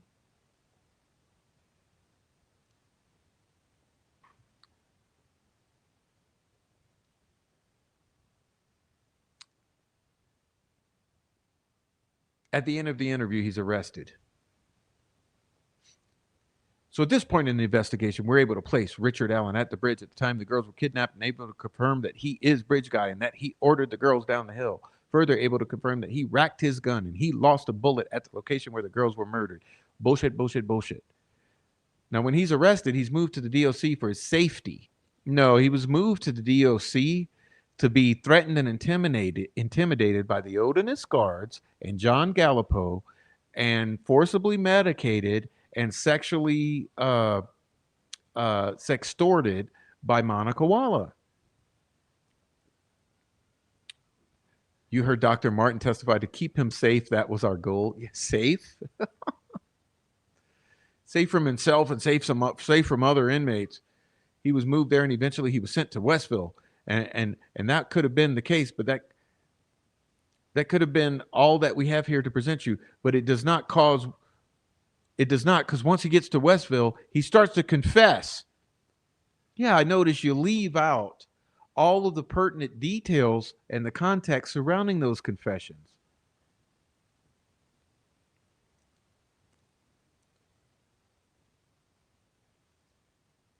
But before that, blah, blah, blah, he has a phone call to his mom where he confesses, and he's given himself to Jesus. He's found the Lord, and it's important for him to tell his mom, not only his mom, but he makes sure that his mom tells Kathy. The very next day, a phone call to Kathy. I did it. I killed Abigail Williams. I killed Abby and Libby. You forgot the part about I shot him. Then he plays the phone calls. The phone call he made to his wife unprovoked, unpressured, or free of his own will. Kathy, I did it. I killed it. How do you know that he's unprovoked? Because it sounds to me like there's someone standing over him, forcing him to make those phone calls. And we'll never know because we know how prisons work in the United States. And the way they work is we'll never fucking know. But it's pretty interesting that heads rolled after all of this. And Gallipo gets put the fuck out of there. And Monica Walla gets put the fuck out of there. And I wouldn't be surprised. What happened to these Odinist guards, Jones and Robinson? Were they put the fuck out of there yet?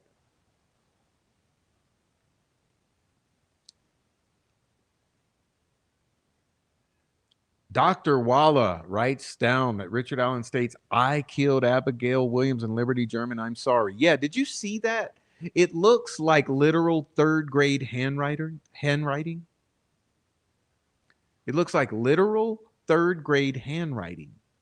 But that's a guy in his right mind.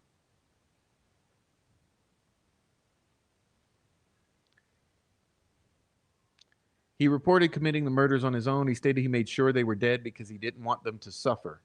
But of course they suffered. That makes zero sense. He reported not knowing why he did it, but stated he knew his intentions were sexual in nature. I don't think I had sex with them. He also stated he didn't remember. Of course, he don't even know his ass from a hole in the wall because of the amount of drugs and solitary confinement. He mentioned not knowing the ages of the victims, but reported they were at least 18 or 19 years of age, but could have been as young as 11.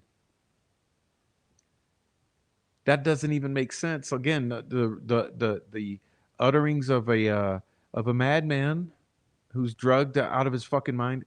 Listen to the logic in it. They're at least 18 or 19, but could have been as young as 11. He reported being selfish all his life and being a coward, and he got scared and took their lives in order to preserve his own. He stated he hoped he could get to apologize to the families of the victims and wish he could go back and change his actions. And we heard from Dr. Walla that on that day, no odd behavior until after his attorney visits and Sutton's shift in presentation was purposeful, and that he was not suffering from psychosis when he made this admission. Yeah, but he was suffering from psychosis. Cannot believe it, man. He goes on, several confessions. You're going to be able to read these, but April 7th of 2023, a door sheet. God, I'm so glad nobody gave up on me after I killed on Abigail Williams and Liberty German. I, Richard Matthew Allen, killed Abigail Williams and Liberty German all by myself. Nobody helped me. I'm not crazy. I'm only acting like I'm crazy. April 8th from the door sheet. I'm ready to confess. I swear to God, I killed Abigail Williams and Liberty German. April 9th. I killed Abigail Williams and Liberty German. Funniest joke is how I killed them. I got what I deserved for what I did, and I hope I burn in hell for what I did. Remember, all of this is happening at the absolute height of his psychotic episode. And that's all confirmed. There's zero doubt that this is all transpiring at the absolute pinnacle of his psychotic break. But of course, we're going to gloss over that, McLeland. April 22nd, I killed those girls. So I have to kill myself. April 23rd, I killed Abigail Williams, Liberty German. My wife wasn't involved. I would like to confess. April 26th, I killed Abigail Williams, Liberty German. April 29th, she said he killed the girls in Delphi with a box cutter and he stole and left in the trash at CBS. That he wants to write a confession. And that was only planning to rape them, but he got scared and panicked and killed them instead. Then he meets with Walla again on May 3rd. 2023, and he gives even more detailed confession. Allen reported wanting to confess to his crime. He wanted to tell his story. He reported seeing his parents on the morning of the crime. He was supposed to get to eat lunch with them, but opted out and bought himself a six-pack. He drank 3 of those beers and finished the rest later. He said, I got bundled up once I got out to the trail, laid in wait. He reported seeing those girls. Like, that's literally a Gray Hughes phrase, by the way, that Monica Walla, I'm pretty sure she snagged that from one of Gray Hughes' live streams. I'm absolutely sure that Monica Walla snagged that laid in wait phrase from Gray Hughes when Gray Hughes was developing this narrative for fucking 5 years before the arrest of Richard Allen. He reported seeing the girls falling on the bridge, reported doing something with his gun, and stated, I think that's where the bullet fell out. I ordered them down the hill. No, there's no bullet there. His intention was to grape the girls, and he mentioned that they were older than their biological ages. He thought they were older than their ages. He said he saw a van that scared him and caused him not to follow through with graping the girls, but instead forced them to cross the creek and then cutting their necks. He indicated again, I wanted to make sure they were dead. He reported covering the bodies with tree branches and exited the area by keeping off the trail as not to be seen. Well, how on earth then did he end up on the road and being seen by Carba? He said he returned his vehicle, which was parked at a nearby building, and continued living his life after time passed because he hadn't been caught. We get to May 10th. He has a phone call to Kathy. You know, I need you to know I did this. It's okay, honey. I did it. I killed Abigail Williams. Then May 17th, the phone call you heard to his mom. I'm just worried that you guys aren't going to love me because of the fact I said that I did it. Mom, I wouldn't sit here and tell you if I did it if I didn't. Again, a phone call that's unprovoked. He does it of his own free will, not suffering from psychosis. You don't know who was standing over and make him make that call. Phone call shows that he also trusts Dr. Walla, his therapist. No, he was in love with her because she used her sexuality to manipulate him. And he's meeting with her every day. After this, as she's also listening to Rick Snay and the Prof and fucking Gray Hughes and fucking whoever else. And she's in all the Facebook groups discussing his guilt, but she's treating him medically. Yeah, sure, that's appropriate. Another phone call June 5th to his wife. You know why I'm here? I killed Abigail Williams and Liberty German. And then finally on February 4th, when he's moved to Wabash, he's sorry for killing the girls. Now, during this time, the time he's making these confessions, we heard testimony from Harshman that he's listening to all these phone calls. He's watching the videos from Westville and Wabash and Cass County, and he's listening as Richard Allen makes these confessions to his mom and wife. He also reads over the reports from Dr. Walla, 2 reports that I showed you earlier, 2 reports that include confessions and details of those confessions. And he said he listened to over 700 phone calls. He reviews all the reports, reviewed those phone calls, and he's going through Dr. Walla's report. He notices something, a detail he didn't know before. A detail that wasn't in police reports, but it was all over fucking social media, but never mind that. That wasn't put out, and a detail about Richard Allen being scared after he saw a van, a detail only the killer would know. Well, does that mean Gray Hughes is a killer? And does that mean half of fucking Reddit's a killer? Does that mean that the helicopter video pilot and anyone who's ever seen the helicopter video is a killer?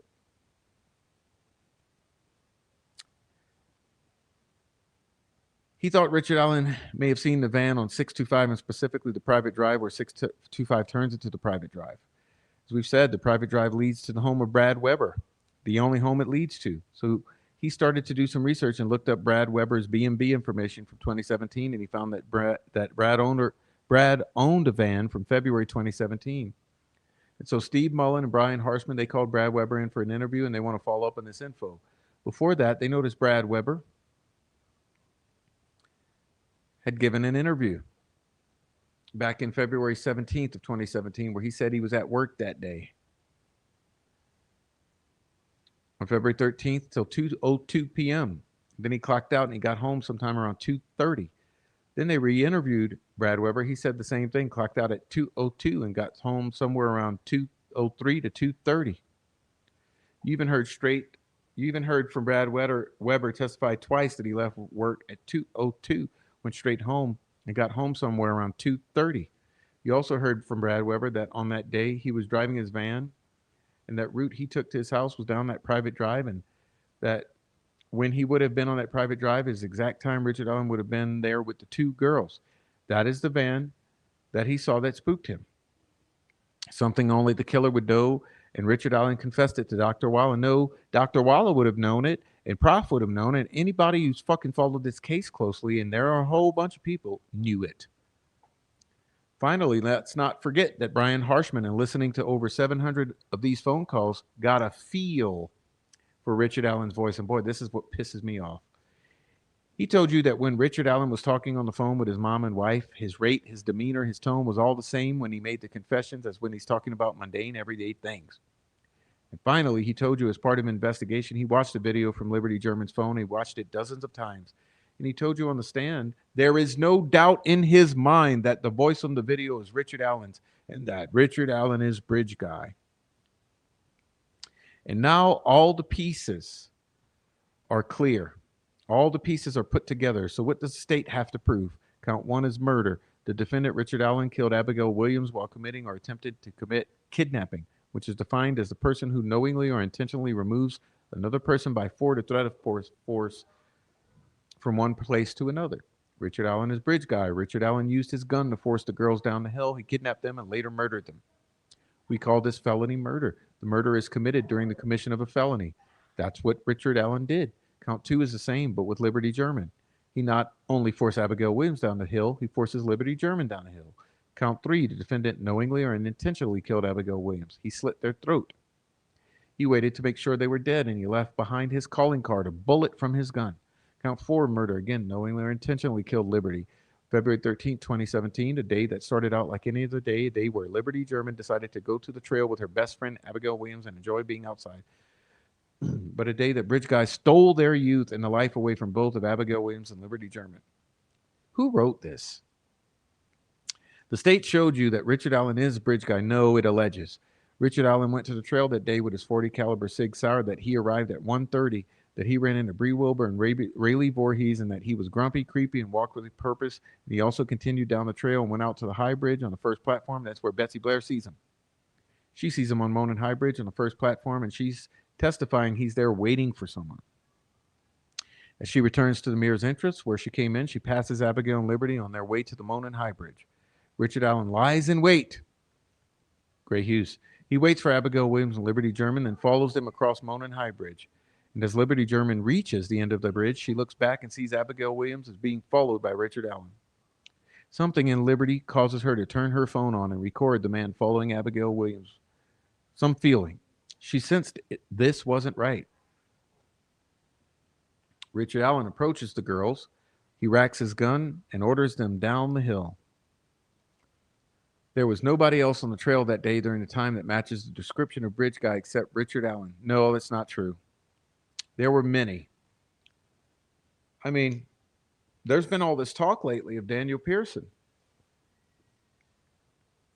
All this bullshit talk by a certain few narrative steerers. But there was a Daniel Pearson.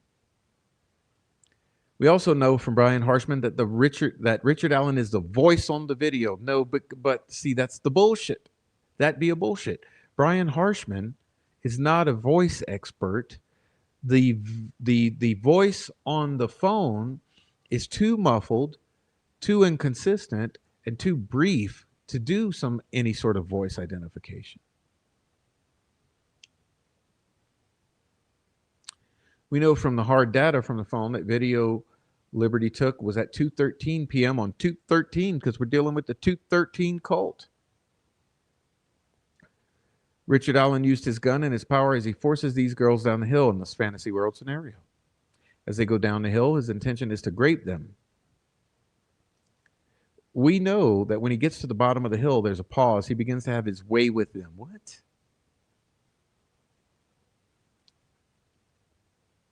If you look at the health app data, there's a pause in the movement for 7 minutes. I mean, he has 7 minutes. You see, this is Gray Hughes theory, too. If you've ever studied Gray Hughes theory is exactly this, that they get to the bottom of the hill and they start to have time together. I mean, it's just, you can't make this shit up, dude. But before he can finish his deed or deeds, he sees a van. Brad Weber's coming home from work down his private drive to his home, and he scares Richard Allen. So how does Richard Allen, how fast? Here's a rhetorical question or speculative scenario that needs to be investigated. Brad Weber's coming down that drive. That drive's not that damn long. Okay? What speed is he traveling down that drive? 25 miles an hour or something? How far does he travel down that drive until he would physically see those individuals in this scenario? How fast is he going? What is his line of sight? And when would he be likely to see Richard Allen and these two girls? Because how much time would that give Richard Allen to skedaddle and guide two girls at gunpoint further towards the creek and then down into the creek, which is at flood stage, and then across that rushing, freezing creek at flood stage, and then back up the other side? You're telling me Brad Weber, what is he going 2 miles an hour? with blinders on. Just this part doesn't make sense, you see? But it gets even worse because he says here, Richard Allen forces the girls across the creek to a spot in the woods, a secluded spot, and he kills them. He cuts their neck. Yeah, but the problem is, from Brad Weber's property, from his house, you can see directly down onto the crime scene, literally. Makes no sense.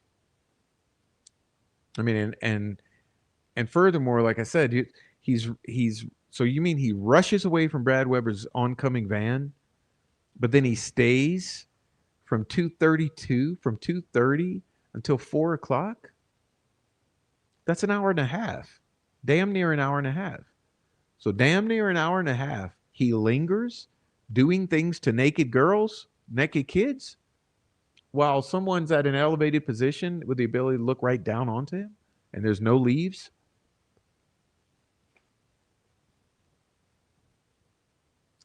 Liberty German is completely naked.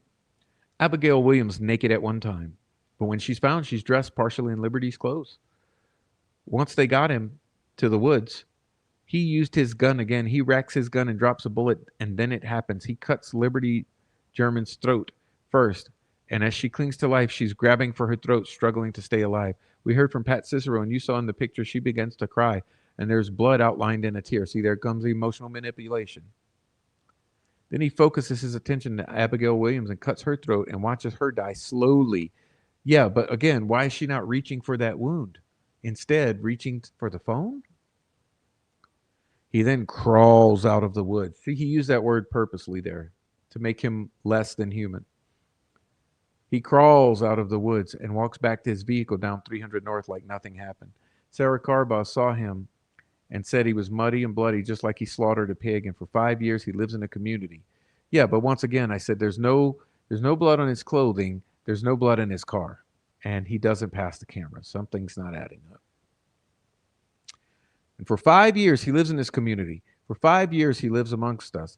But what he didn't realize is he left behind a cartridge from the blah, blah, blah fantasy world. But guess what? Okay, so 5 years, he's working at the fucking biggest store in town. He's at CVS. So he's working at the most prominent fucking place in town. He's at CVS. And you're telling me that Sarah Carbaugh, Betsy Blair, Rayleigh Voorhees, or any other of those kids don't ever have the opportunity to go into CVS and make eye contact with Richard Allen and realize that's the guy they saw that day? That's the thing that bewilders. It boggles the mind. For 5 years, he's working right there in town. He's working at a Walmart. He's working at a CVS, and nobody in the fucking community, not one of those persons out there that allegedly saw him that day, sees him in the CVS. What are the odds? I mean, dude, in a town like that, guarantee. I would love to ask any of these witnesses, quote unquote. I'd love to ask Sarah Carbaugh, bitch, how many times you been in CVS since 2017? Voorhees, how many times you been in CVS? Bree, Wilbur, how many times you been in CVS? All of you, how many times have you been in CVS when Richard Allen was working? You never saw him?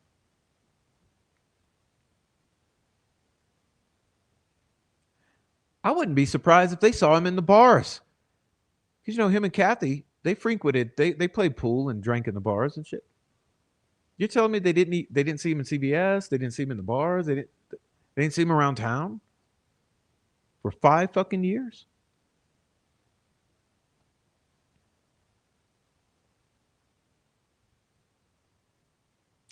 But he also left behind Liberty's phone. Now I'm beginning to think that thing was planted.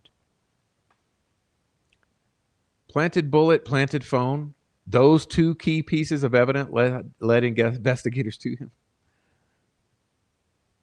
And then finally, if that wasn't enough, we have his drug-induced, coerced, forced confessions under duress at the hands of fucking Odinist guards in prison, and a manipulative psychologist, wherein he states, "I killed Abigail and Williams and Liberty German over and over."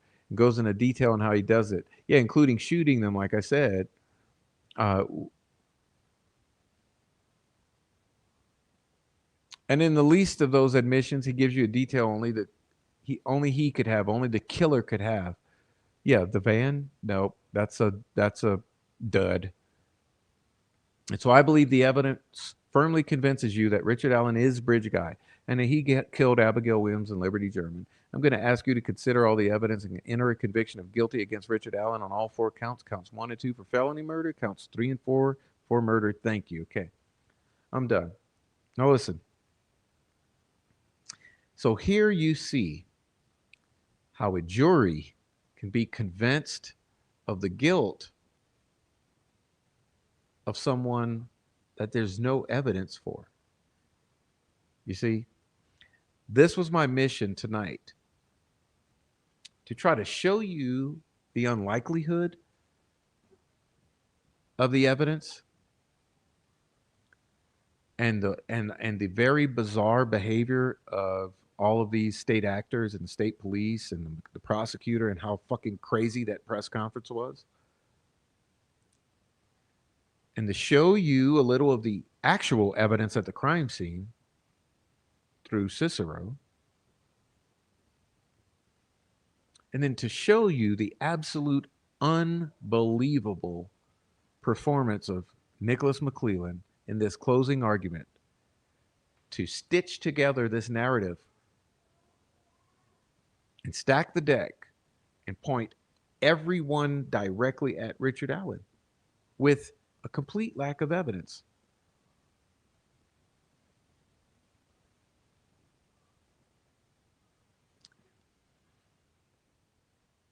And so, coming back again to this jury, I think it was a horrible jury selection process. Now look, let's be clear here. There are firms that specialize in not only public relations for the prosecutor and at painting this narrative of your suspect, but they also specialize in jury selection, in teaching you how to convince a jury in so many ways.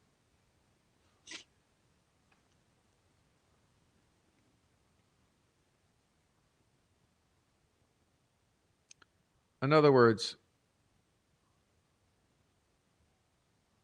cases are won or lost based on people's perceptions of the facts, not the facts themselves.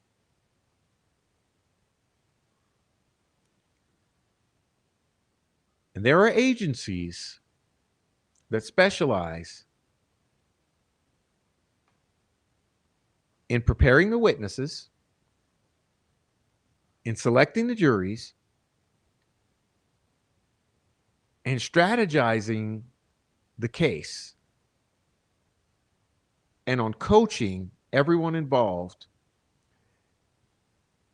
and the public relations side of it as well, with the media, with certain journalists, with the YouTubers, and with the fucking all of the possible media that exists, including social media.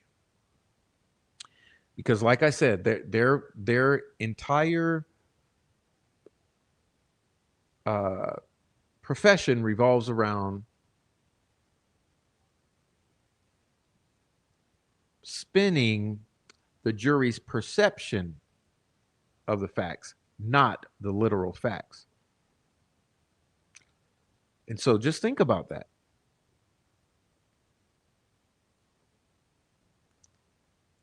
This entire effort had the witnesses, the experts, the lawyers, and the jury all molded into a certain way that they could be directed in this direction aimed directly at Richard Allen's forehead. And so when we go back to this verdict and look at reasonable doubt, what you have to come to the conclusion of at the end of the day is the state won the perception game and the defense failed the reasonable doubt game. And this is the travesty here. This is the travesty. Because you got to ask yourselves, is it right? Is it right?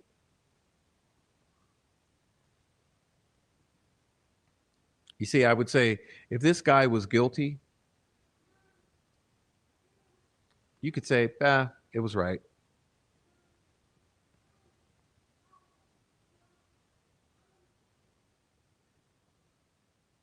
Do you know that he's factually guilty? I mean, all of these fucking trolls rolling around this universe. How do you know he's factually guilty? Because this game was won by the state of Indiana because they hired the right people to mold this thing into what they needed it to be.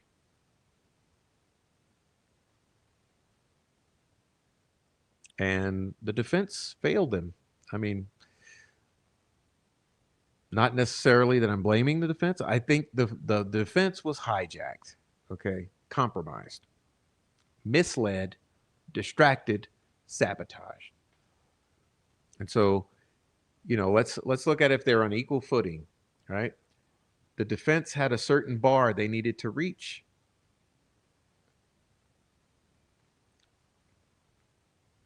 And they failed to meet that bar. They failed to instruct and argue effectively toward the jury on reasonable doubt, even though there was a mountain of it in this case. And the prosecutor managed to successfully manipulate the entire case because of the power of the state. Look, they had, I don't know, what do you say, 10 times the funding. Okay. They had 10 times. Money is power, right? Money is power. And they're power in numbers as well. So look at what the state had behind them. They had 10 times the money, and they had 10 times the collusion, which means power. This is why I mentioned the Freemasons and the police and all the other stuff. They had the network of power.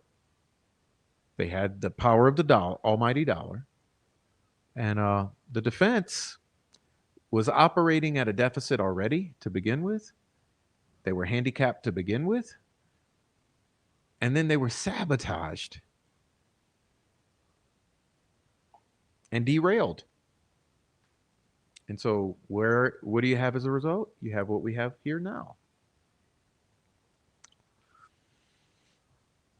And anyway, I hope that was an enjoyable show for you. I know it was a lot. There's a lot to go through. My voice is absolutely shot.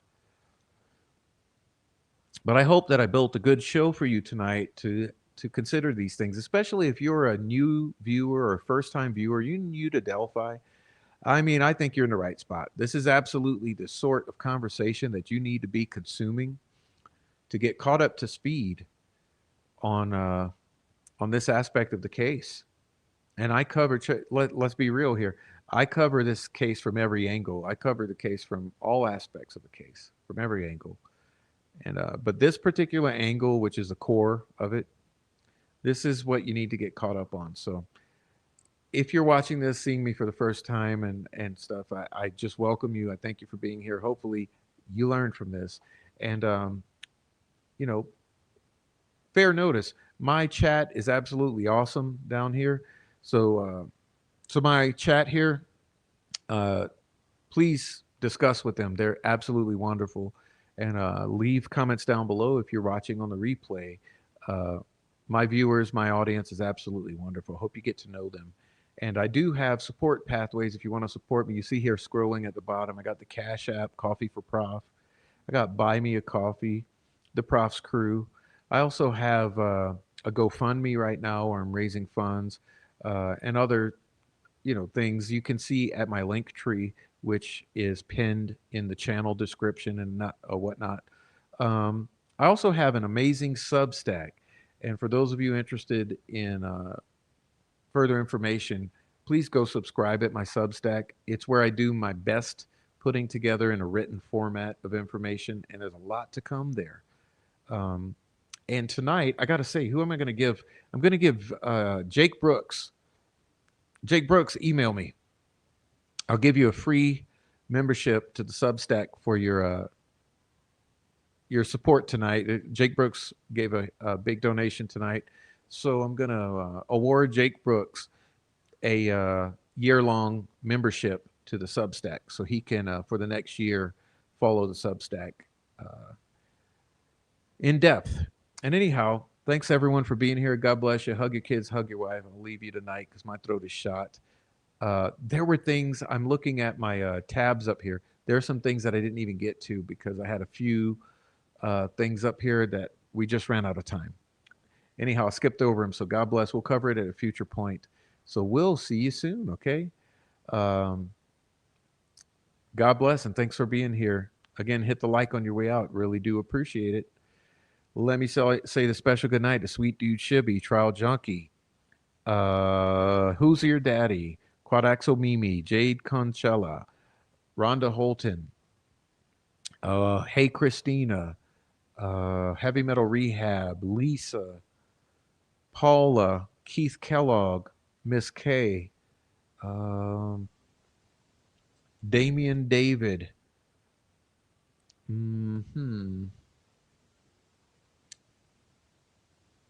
Becky B33, Muty Silence, Samantha Springman, Rick Snay was here earlier.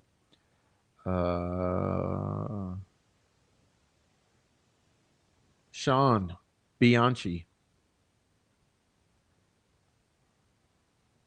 Okay, and anyone else who I've missed, It's a New Day, Critter Mama. I know I've missed a lot of people. Old Mort, New Mort, all my best friends, okay? God bless. Thanks for being here. Let me see. That's Tony Hunt coming in. What's up, Tony Hunt? And everyone else, truly do appreciate you. Have a good evening. I'll see you next time. All right. God bless.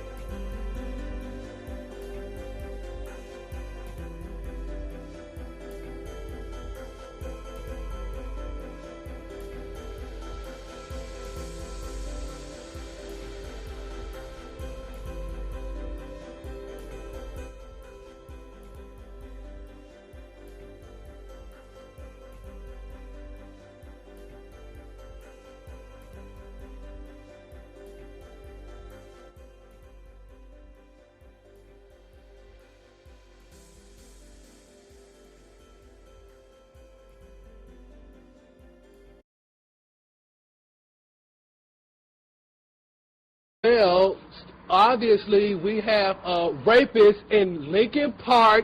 He's climbing in your windows. He's snatching your people up, trying to rape them. So y'all need to hide your kids, hide your wife, and hide your husband because they raping everybody out here.